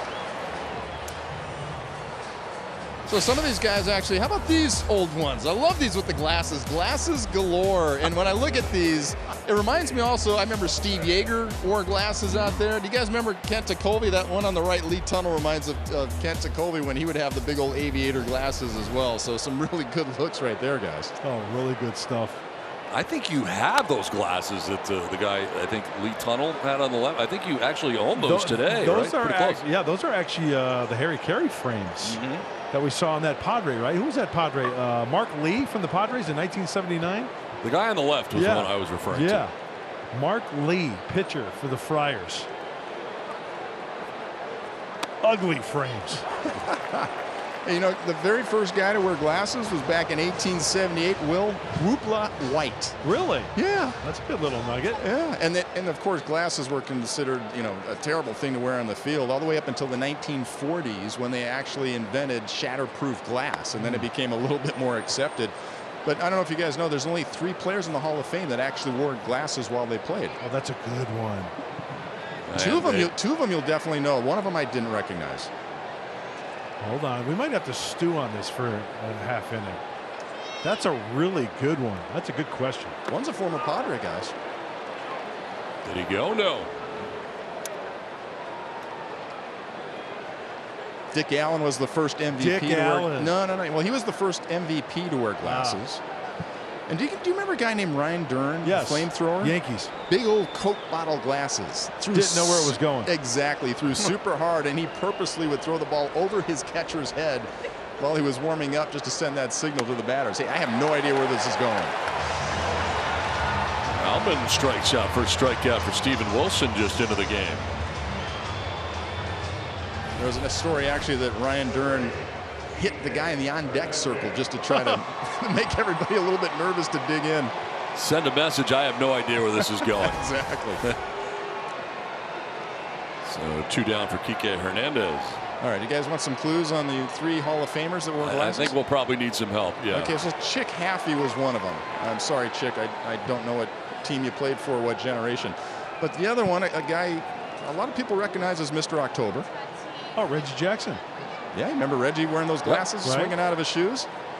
And the other one was here at the end of his career. I played with him in Chicago. He was called the Professor. Greg Maddux. Oh, but he didn't wear him on the mound, though, did he? He did at times, yeah. Did he really? Yeah. Okay. Well, wow, I did not know that. Interesting.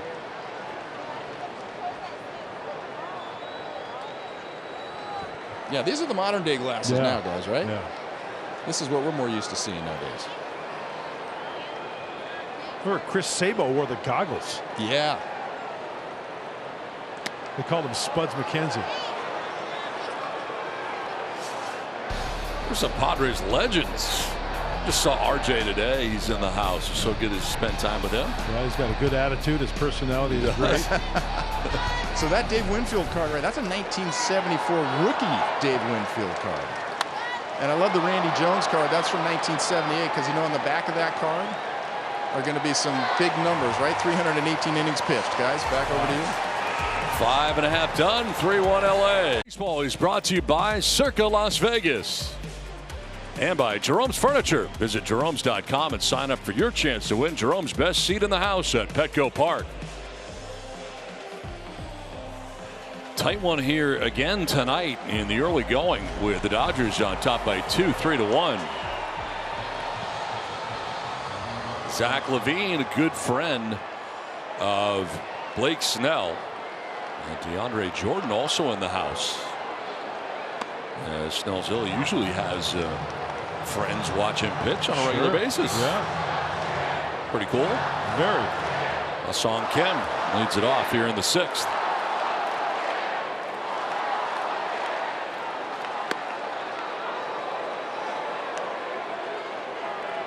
Kim has struck out, singled, 1 for 2. He's got an 11-game hitting streak, hitting at 471. .581 on base percentage during that 11-game hitting streak.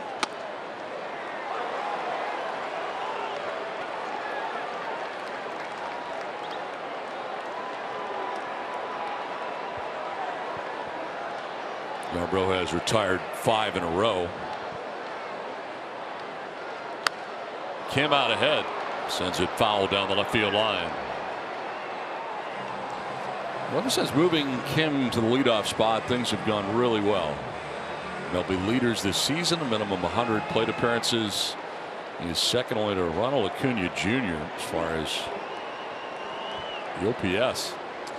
Pressure early is very key. Get on base, get that pitcher into the stretch.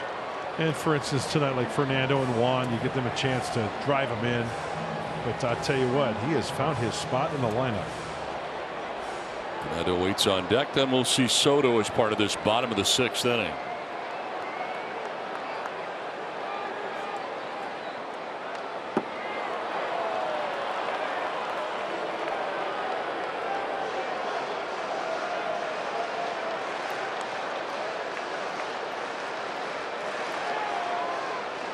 Martinez up in the pen.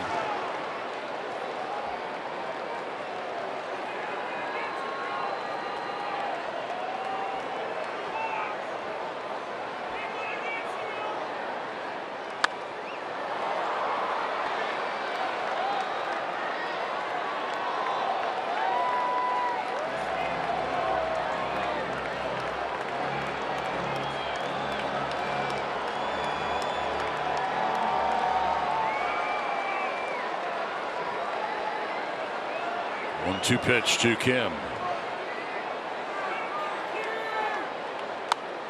Another foul off to the right this time. I'll tell you that 87 inning looks like 97.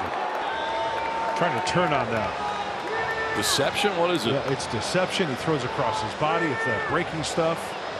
I mean, you flip up that breaking ball. It's a high 70s. And I looked at his numbers. The stuff that he throws. Soft, softer, softest. 70. Look at that. I mean, he missed big time, but sinker comes in at 87. Curveball 71. Cutter 84. Changeup 78. You got to stay back. 10th pitch of this plate appearance coming up. Double figures in that category. In the air, back of first, has Freddie Freeman backpedaling for out number 1. Season series coming into tonight's action has not been good for the Padres, similar to what happened last year during the regular season, but actually even worse at this stage, as the Dodgers are 6-1 against the Padres.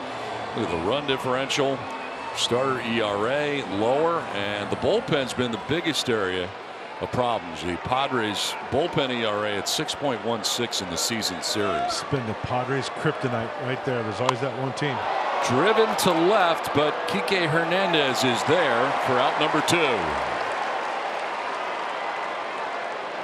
7 in a row now retired by Yarbrough. You know, we talk about pitchers making adjustments and bouncing back. Yarbrough, after that home run, like Donnie just mentioned, after that solo shot, Manny in the 4th, he's been really good. Brings up Juan Soto, who is 0 for 2 on the night. Struck out swinging, flied out to right.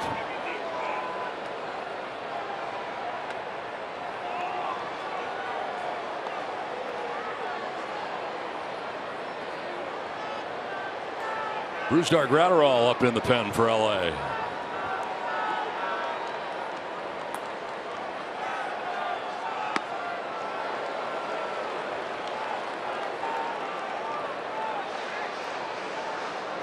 Yarbrough took over when we had 1 out in the 2nd inning, and has thrown 60 pitches. That gets him 2 outs into the 6th inning.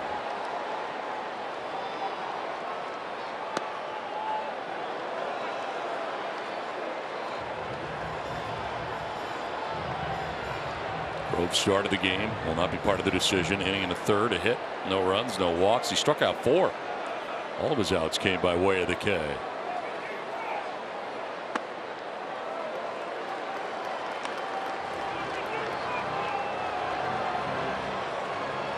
lot of stuff in the air for Yarbrough. 9 of his 11 outs have been via the air, including 5 in a row.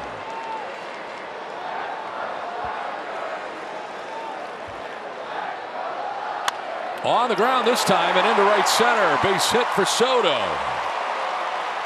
So all of a sudden you got the tying run coming to the plate. And a guy who homered his last time up in Manny Machado. This was a sinker. And on contact, thigh high, outer half, level swing.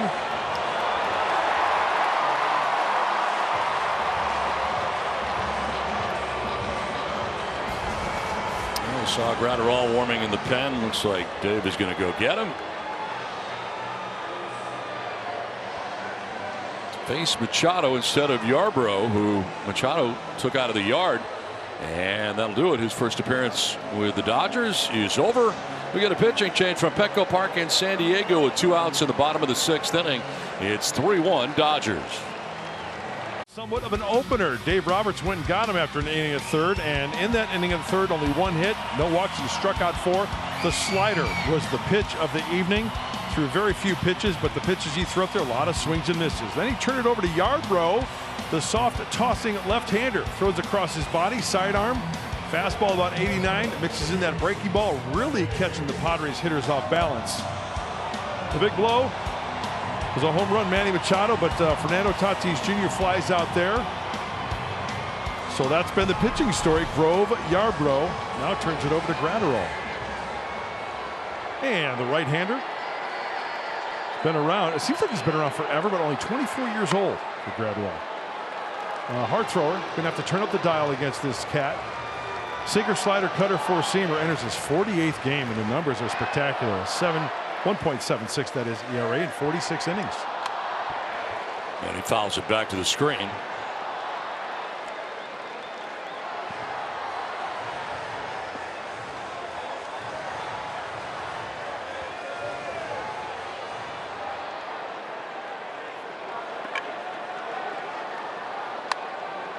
Fouled off to the right, out of play. Manny Machado with a home run earlier off Yarbrough. He stayed back nicely on a changeup. Let that ball travel. Oh, and he knew it. Upper tank. And taking his timeout, I believe.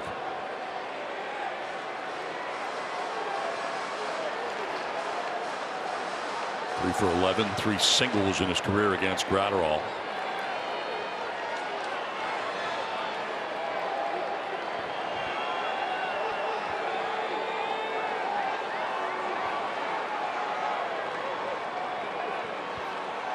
And that's strike 3, and Machado throws the bat. And he's got to be careful here.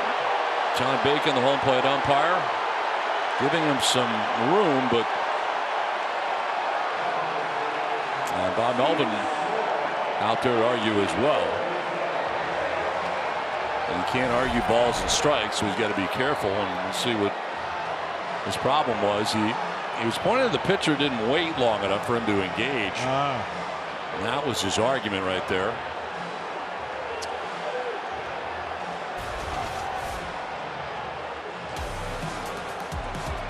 So that's the end of the inning. We'll go to the 7th, 3-1 LA.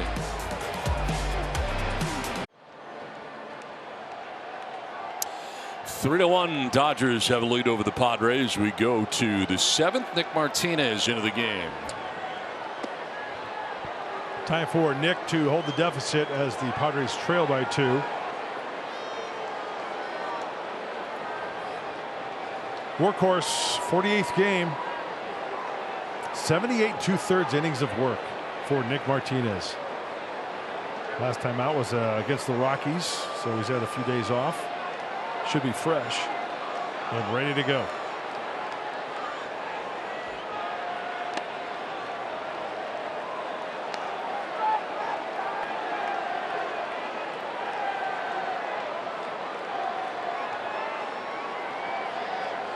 Miguel Rojas has grounded out to second, grounded out to short, 0 for 2 in the game. Ball 3. Martinez wanted that. Top of the order, Mookie Betts and Freddie Freeman. Anybody gets on, Will Smith may have a chance. It's part of the Dodgers' 7th. That's where they did the bulk of their damage last night late in the game offensively. They got to the Padres' pen. Yeah, they're one of the better teams that does that. Action late for the Dodgers.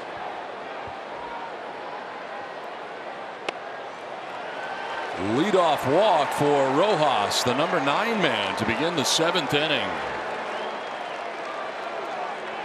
The last inning, the hitter has until 8, and the pitcher was not waiting, and that's what got Matty so frustrated. He's pointing it out to the home plate umpire. That's at 13 when he starts in, and really shouldn't have been able to do that. The umpire should have stepped out and reprimanded the pitcher. It's almost like a quick pitch, right? As far as ground ball, base hit into right field. And very quickly, the first 2 have reached for the Dodgers here in the 7th. Once again, Betts doing what he does really well, using the whole field. The double in the 5th, and this one right here stays on that breaking ball and stays inside it to hit that hole on the right side. A little 18 hopper.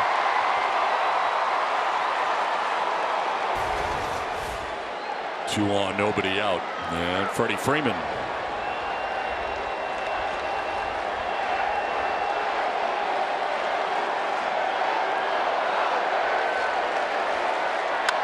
On the ground to first, Cronenworth to second base for 1, back to first for 2.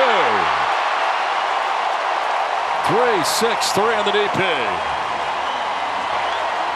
Needed that.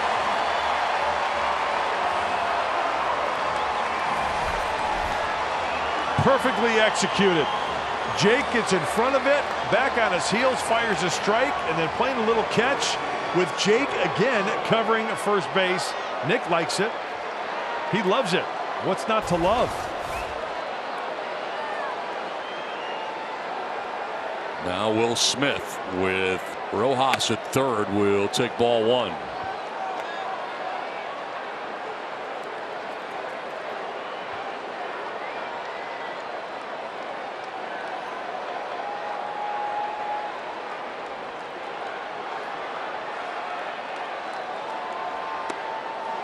Downstairs for ball 2.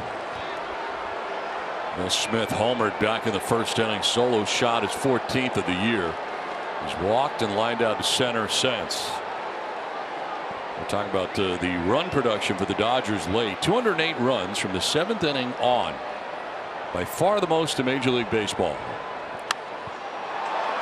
Popped up.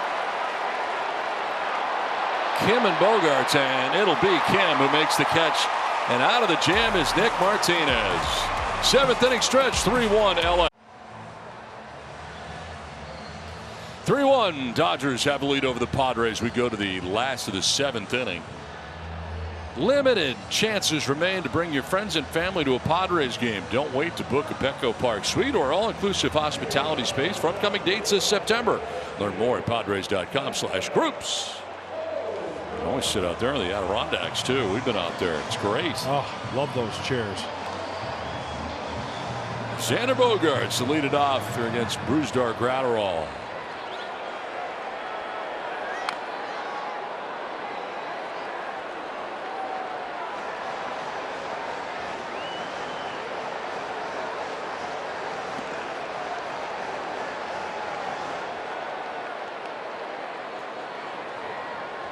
On the ground, left side, moving over Chris Taylor. Out number 1, and now a quick word from Bill Howe. You've heard our jingle, we know how. We also know why. After 40 years, you continue to trust us. Quality and service matter. Call 1-800-BILL-HOWE because we know how. 1 out in the 7th, and Graterol's retired both Padres that he's faced. Closed the 6th inning, striking out Machado. Opens the 7th, getting Bogaerts to ground out, and now Cronenworth will take a 100-mile-an-hour fastball inside for ball 1. Jake has struck out and grounded out to third base. I'll tell you what, after seeing the soft stuff from Yarbrough, now you got to face this guy. Yep. Features a hundo with regularity.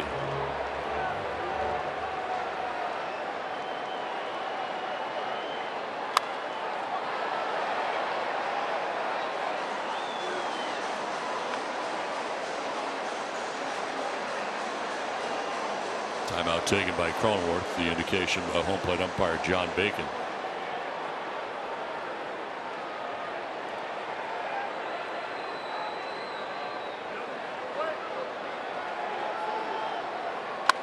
Line into left field. A base hit for Cronenworth.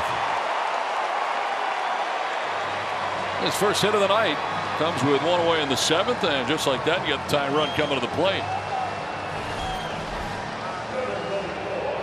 How about Jake taking the 98 the other way? That's what you need to do. That's good situational type hitting, and that's the Crone zone over there in left field. Why not get on base? Take it that way. Here's Garrett Cooper for his second plate appearance. G-Man Choi started as the DH tonight. Ratterall wanted that. Didn't get it.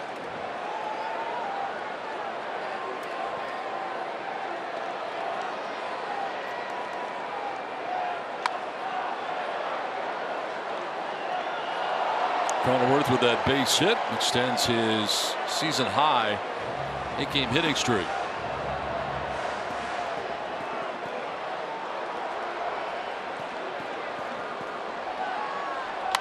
On the ground towards shortstop. Rojas to second for one, on to first for two.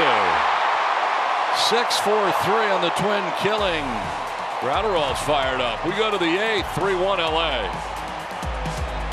As we get ready for the top of the 8th, it's time now for Stats with Lowe's. And with J.D. Martinez coming up. MLB leaders highest percentage of hits that are extra base hits. Now the Dodgers 43.1% on top. You know, guys like Freddie Freeman, Mookie Betts, J.D. Martinez, Will Smith. That's the reason. Usually get a hit, it's for a couple bases. Yeah, 42 doubles for J.D. in 2021 with the Red Sox, and he was one of these guys, has been. 30 to 35, you can mark it down as far as the doubles are concerned. He leads it off. Rosario and Taylor to follow. Another inning here for Nick Martinez. It's the 7th, back out there to start the 8th.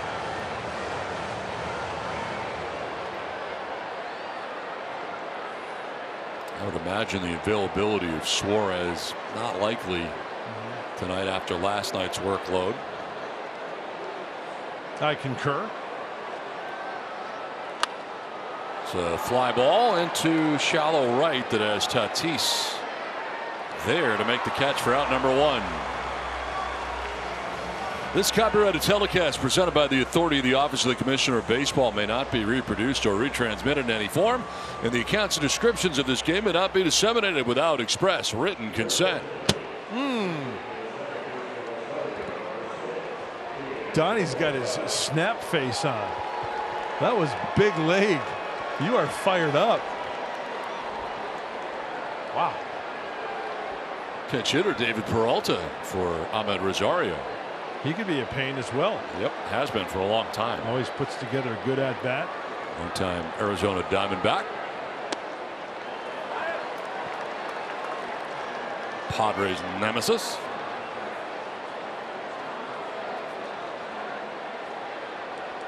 It was the 5-run 8th that broke it wide open last night for the Dodgers, as this one popped up foul off to the left. Well, if Nick can locate and then he's got that changeup, you take the sting out of the bat. Hopefully he can get a quick out right here and get 2 outs. Ray Kerr up in the pen for the Padres. Swing and a miss, and that was fast. Peralta, pitch hitter, strikes out. It's a first K for Nick Martinez. 2 down. There's that changeup I was talking about. Throw it like you mean it. Sell it. Sell, sell, sell. Good location, good depth for the swing and miss.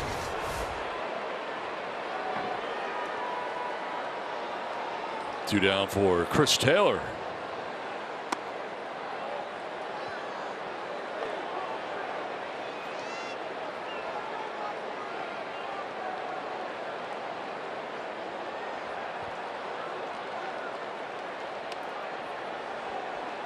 Action in the Dodgers pen. Yinsi Almonte up in the pen.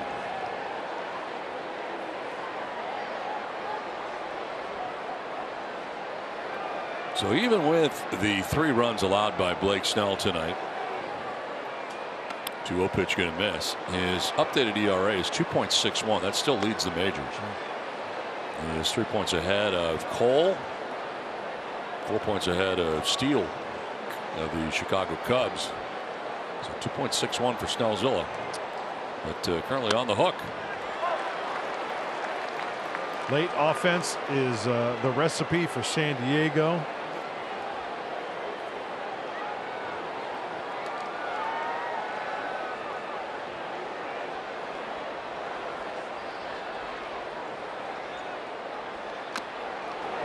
Full count now. It's a sneaky 95 right there. Padres pitchers have struck out 9 batters tonight, which means your canine or feline wins.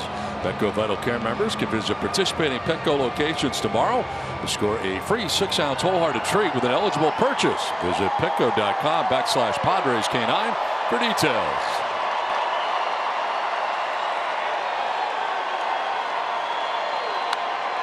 Fly ball right center.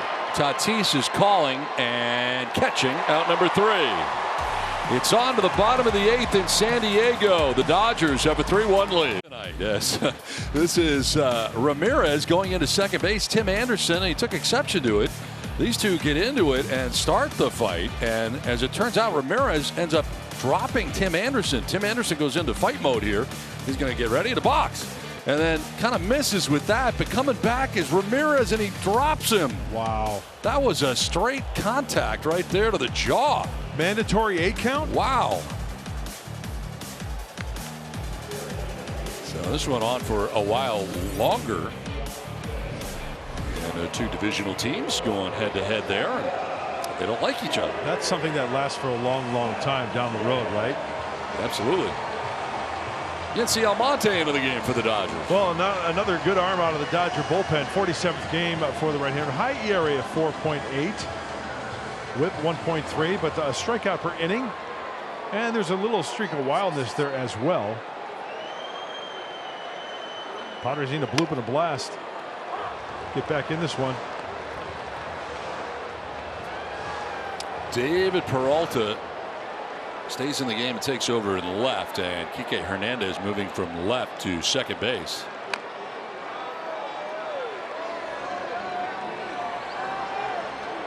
That's the one thing Kike Hernandez did a really good job of when he was a member of the Dodgers the first time, was moving outfield, infield, outfield. I mean, it gave Dave Roberts the versatility to be able to do that. He had a couple guys like that. That's just quickly by Taylor. I think he got a little glove on that, but a bullet by Gary Sanchez, and he's aboard to begin the 8th.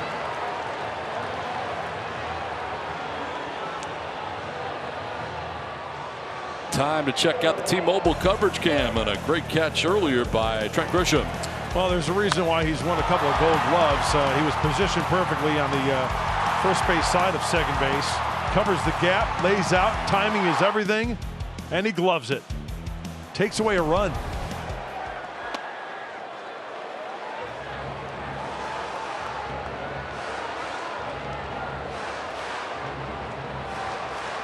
His career against Almonte, 3 for 8, couple of singles, home run, 2 RBIs.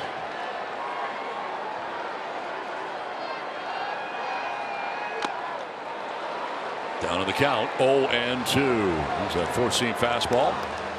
Not quite the velocity that Gratterall has. Almonte getting it up there at 97.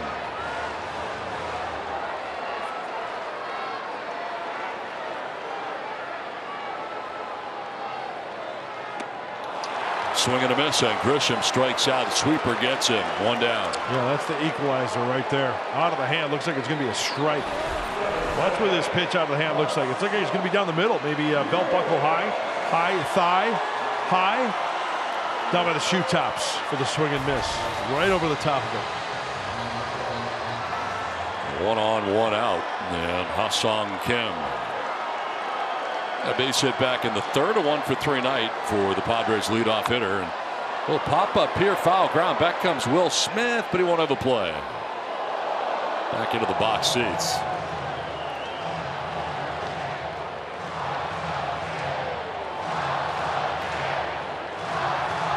And for 4 against Almonte, the one out of the yard.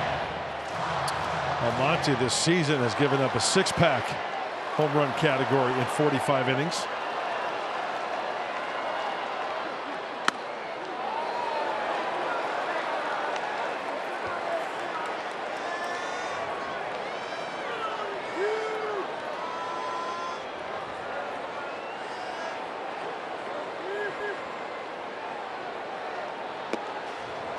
Not close.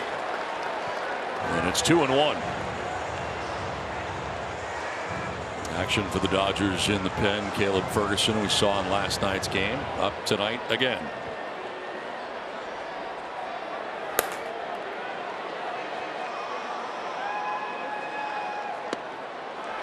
Ball 3.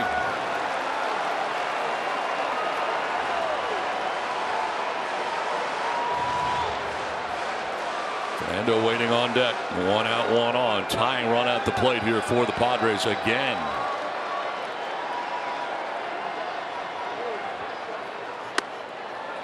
Strike 2.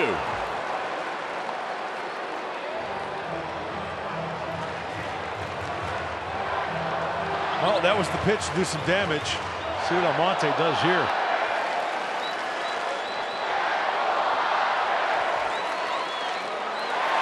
Ball 4 and he loses him. That sweeper he's lost control of. That is the first walk allowed tonight by Dodgers pitching. And that's going to bring Mark Pryor out, the pitching coach. With the tying run now at first base for the Padres.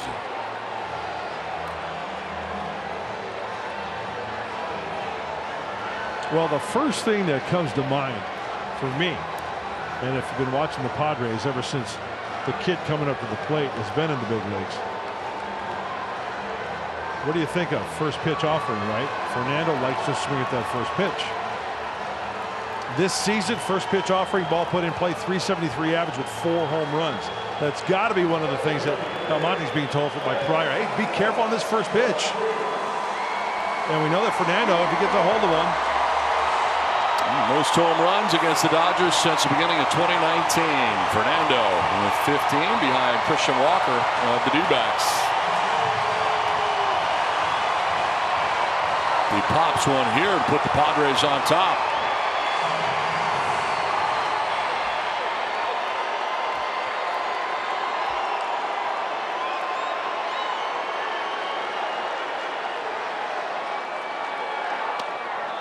Not swinging at the first pitch and taking ball 1.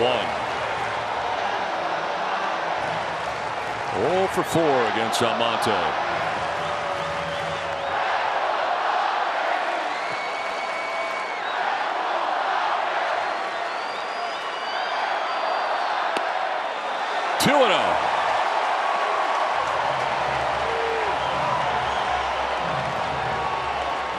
Well, 2 fastballs. Just try to trick him. Throw a breaky ball for a strike. You hang one here, that could spell trouble. Whoa. There's that fastball that time running away at 97. 3-0. Juan Soto on deck.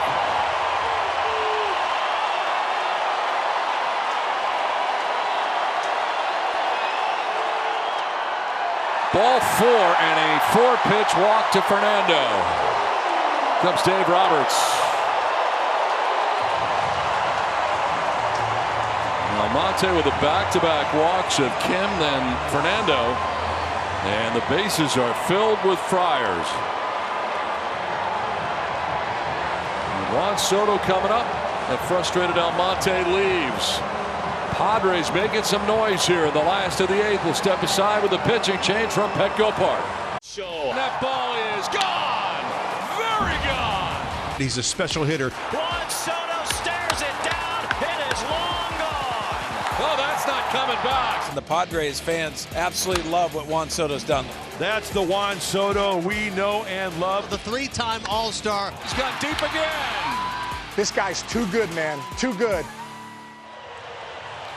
He's going to have a chance here with the bases loaded. New pitcher is Caleb Ferguson. Lefty on lefty, we saw Ferguson last night. 2/3 of an inning, give a hit and an earned run, enters his 48th game.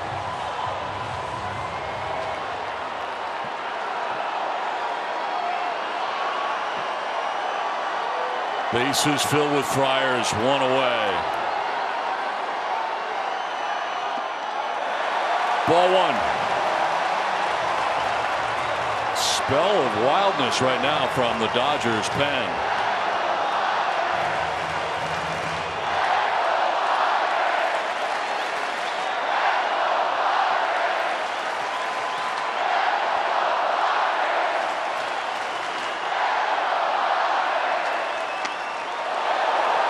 Ball two.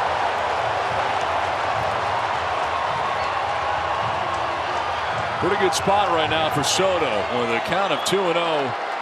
Bases loaded.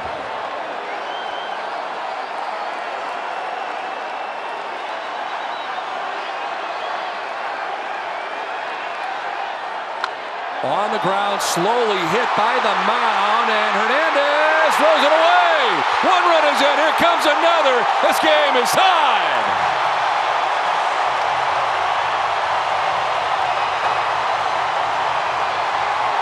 Another one will be coming in as well.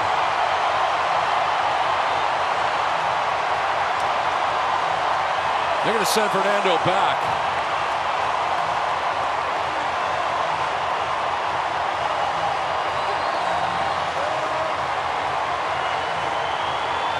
So 2 runs will be in, and this game will be tied. And Soto beat that out. The do-or-die play, a little chopper. Throw it in the dugout.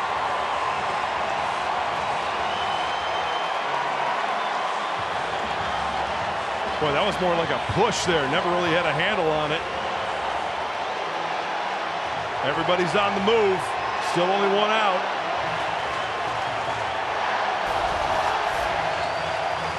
Now Manning with runners at second and third. Chance to go on top with 1 away. On the ground, throw to left field, a base hit. Fernando will score. Here comes Soto. Here comes the throw. It's late. Padres take a 5-3 lead. Machado drives in 2. Back they come.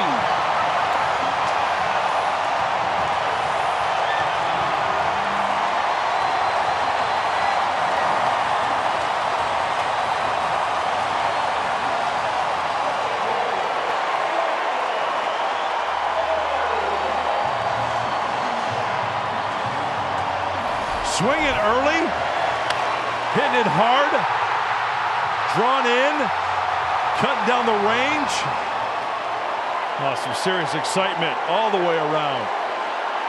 In the stands and in uniform, the brown and gold.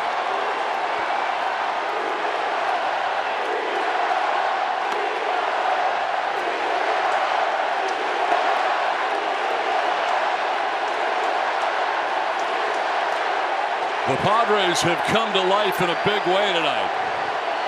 So is his 42,567, the 47th sellout of the year.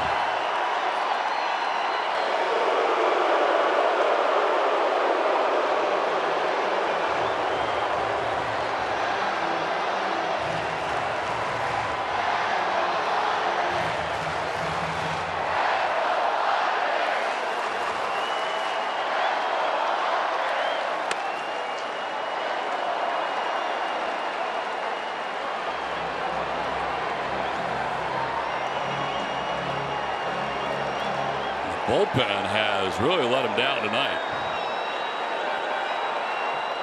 Monte charged with 3 of the 4 runs.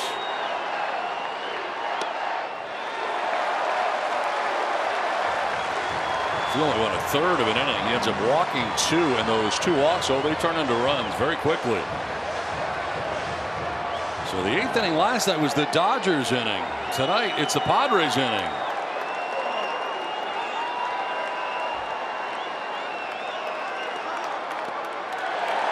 Ball 3.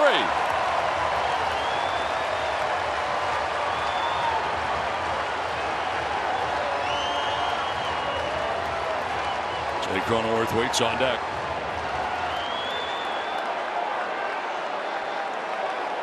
Good size lead at first base for Machado. Held on by Freeman. Padres trying to keep the pressure on.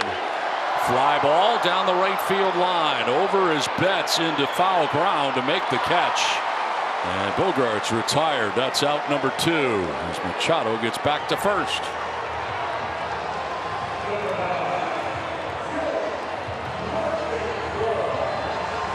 So 2 down, and that'll bring up Jake Cronenworth.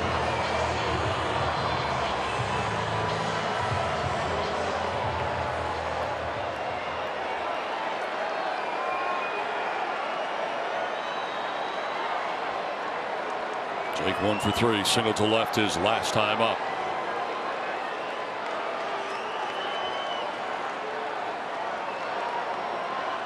Once again, Jake's got to think left field here. Probably going to pitch him away.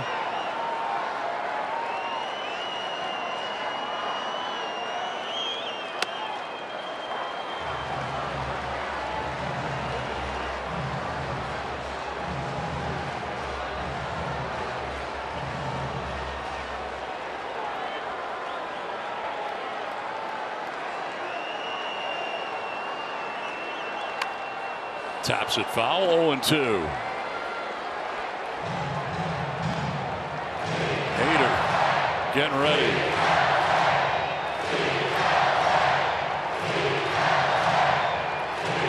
So the Padres have given up 5 walks. Only 1 turned into a run. The Dodgers walk only 2, and they both score.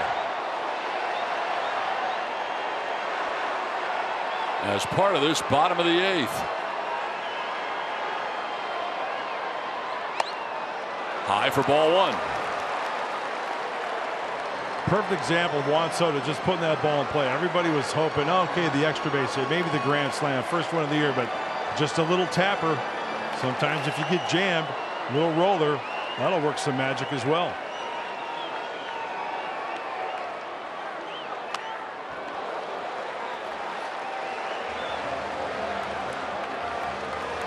Monte charged with 3 runs in this inning. Caleb Ferguson 1 so far since coming in. Hernandez tried to shovel it with his glove to first base, ends up getting by Freeman.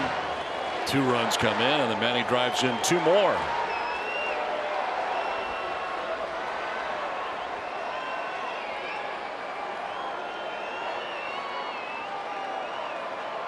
Taken off is Machado, and he was guessing and kind of guessed wrong. Now it's thrown away.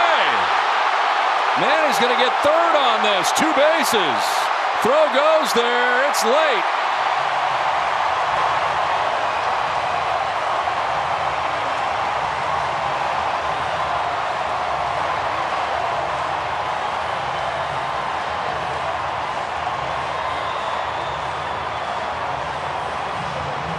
Hopefully he's okay. Slow to get up.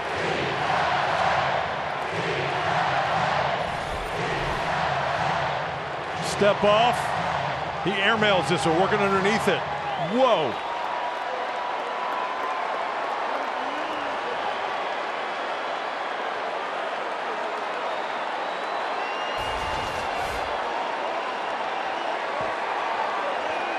Walking lead off 3rd, looking to add on here. Jake Cronenworth with a great opportunity. 2-run lead, looking for more.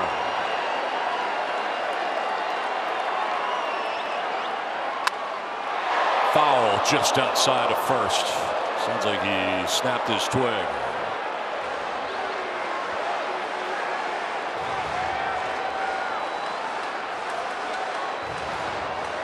And Ricky Horta, the trainer for the Padres, headed out to check on Manny. He was kind of hobbling around out there, and Bob Melvin will join this as well to check on Machado.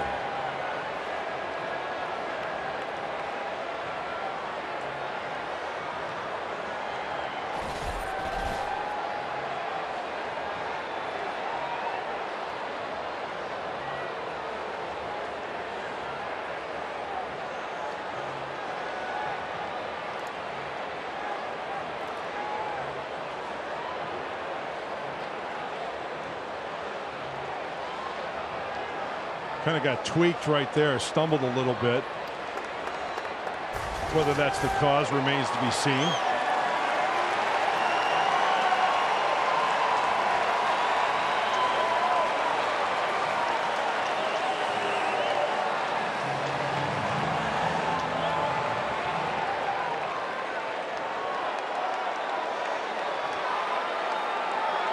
Cronenworth, the 8th member of the Padres to bat here in the 8th. Right now, down on the count 1-2 as he battles Caleb Ferguson.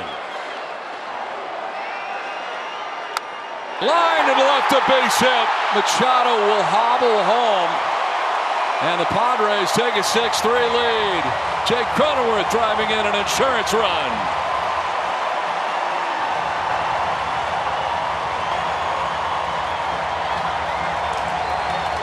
There have been times recently where Jake has gotten beat, fighting pitches off, going to the opposite way. But I'll tell you what, the last 2 times up, in the 7th and now here in the 8th, that was with intent. Purposely going the other way on those pitches. Beautiful swings.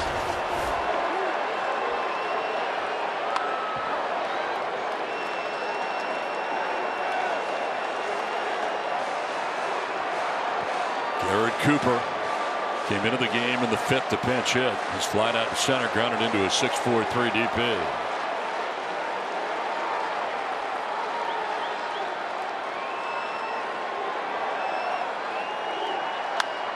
To center, and that's in for a base hit. Cronenworth up to second. Caleb Ferguson really has no answers at the moment.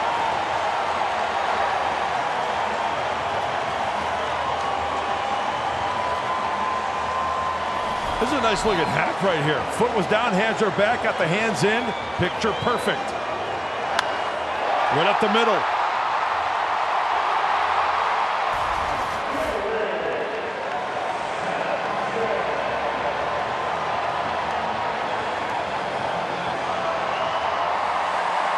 Padres have batted around. Gary Sanchez singled to begin the inning. He scored the 2nd run. So the Dodgers had a 5-run 8th last night. It's the Padres who have a 5-run 8th tonight.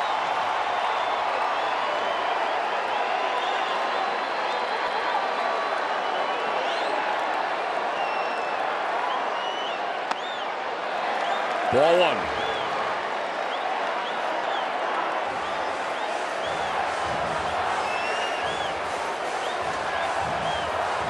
Cronenworth at second, Cooper at first.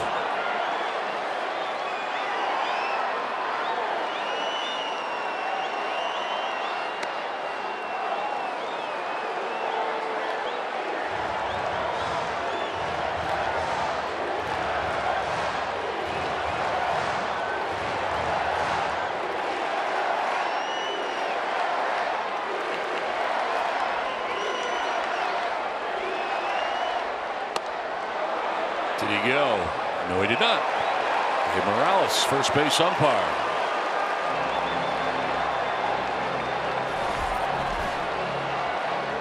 Ooh, I think that's a big time go. I thought he caught a break right there. Count swings in his favor. 2-2. I got a piece of the catcher Will Smith.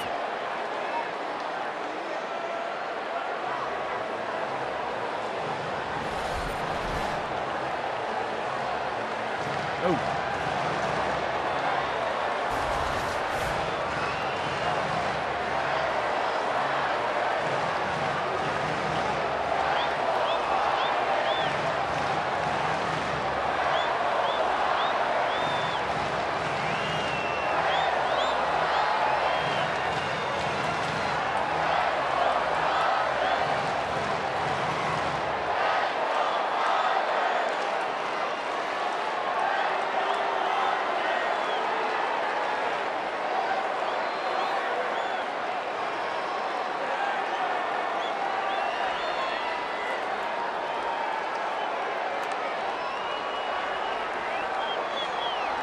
Two from Ferguson. Full count. And it's time to party. Cronenworth will be off at second. Cooper will be off at first with a full count of 3-2 and 2 down in the inning.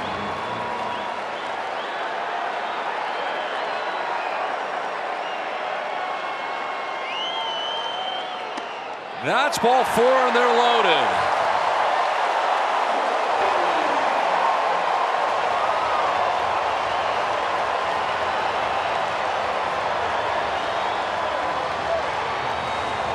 First, yelling in at home plate umpire John Bacon.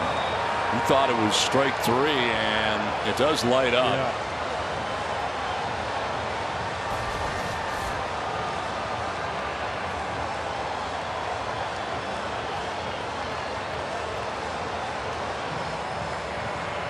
So second time Sanchez been on to the inning. He had a single, now he walks. 8 of 10 have reached here for the Padres in the inning.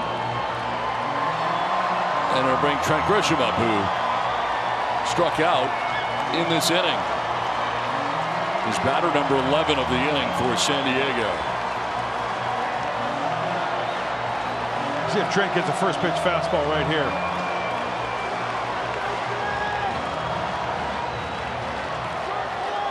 .379 first pitch offering put in play with a couple of homers for Trent. 40th pitch of the inning coming up for the Dodgers pen.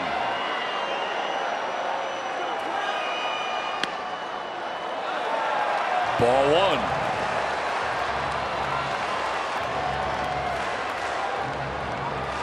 Alex Vesia up in the pen. Saw him last night. You see him again tonight. We'll see.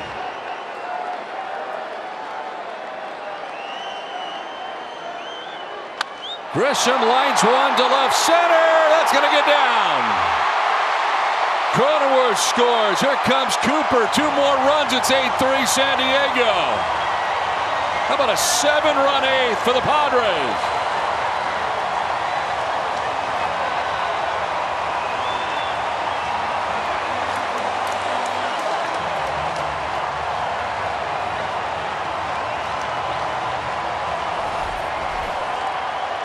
Serve another one up the opposite way. Thank you very much. Some big league hitting displayed this inning. And the wheels are coming off.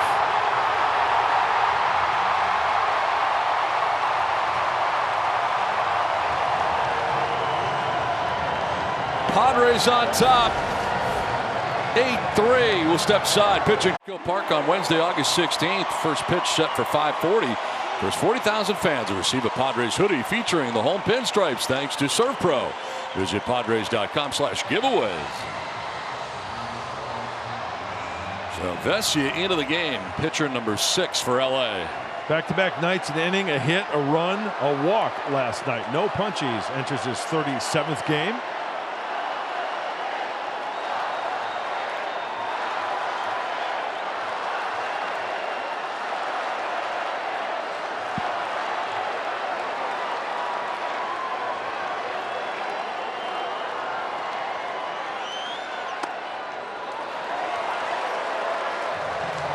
So Hader was up before. He has sat down now with his 5-run lead for the Padres.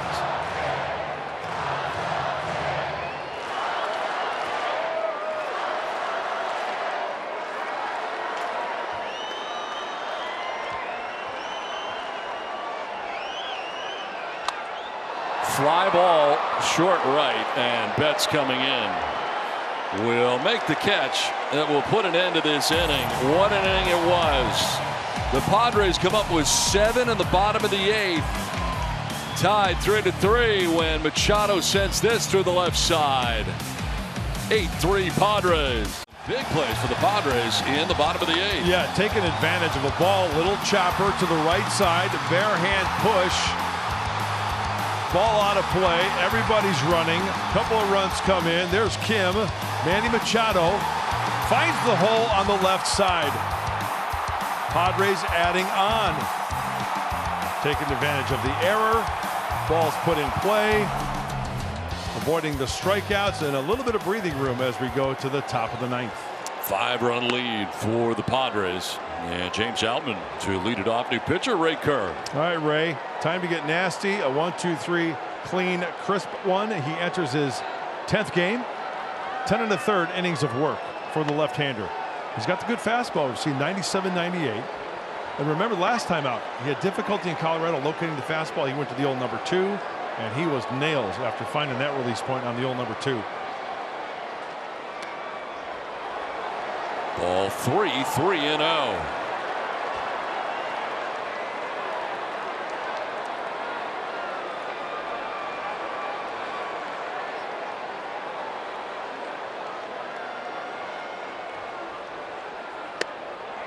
In there for strike 3 and 1. Last time the Padres scored 7 runs in an inning versus the Dodgers. You got to go back to September 16th of 2006. Span of 315 games between the two teams. Strike 2 as Kerr battles back. Full count.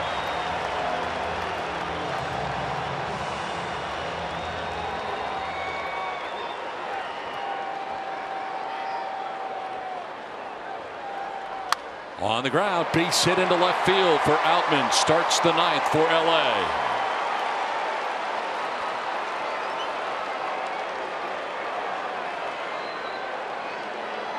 This kid's got a really good idea at the plate. He's got pop to the pull side. We saw that. He just spanks this one lefty on lefty. Shortens up. A little pepper that way. For the safety to left. There's Sanchez over to get a new pitch com. Something's up with his, so he's got a new one down, heading back, and this one may not work.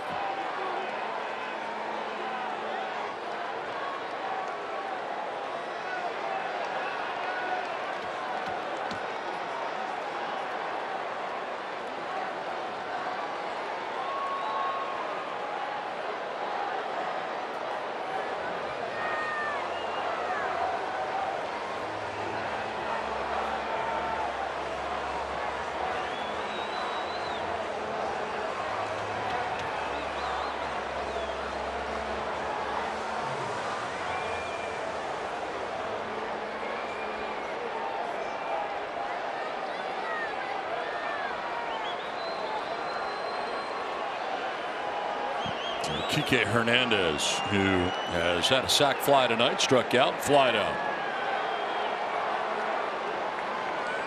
Cronenworth holding on. Outman at first base.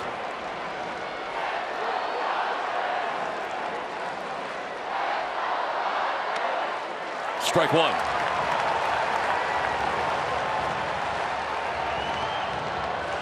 Be sure and stick around after the game for the Toyota postgame show with Mike Pomerantz and Mark Sweeney. Lots to go over in this one.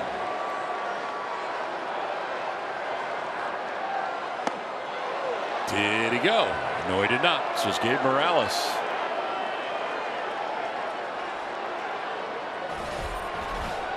A look from the side.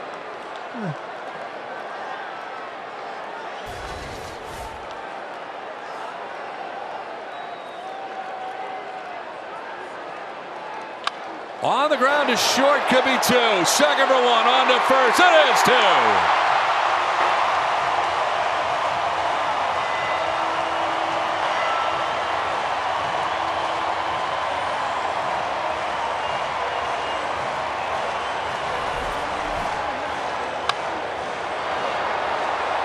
Chalk up another double play hit into by Kike Hernandez. 11 as a Red Sox, now 3 as a Dodger. Good pitch by Ray Kerr. 2 down in the 9th. And it's ball 1 to Miguel Rojas. 42,567 here tonight. 47th sellout of the year. Ball 2, 2-0.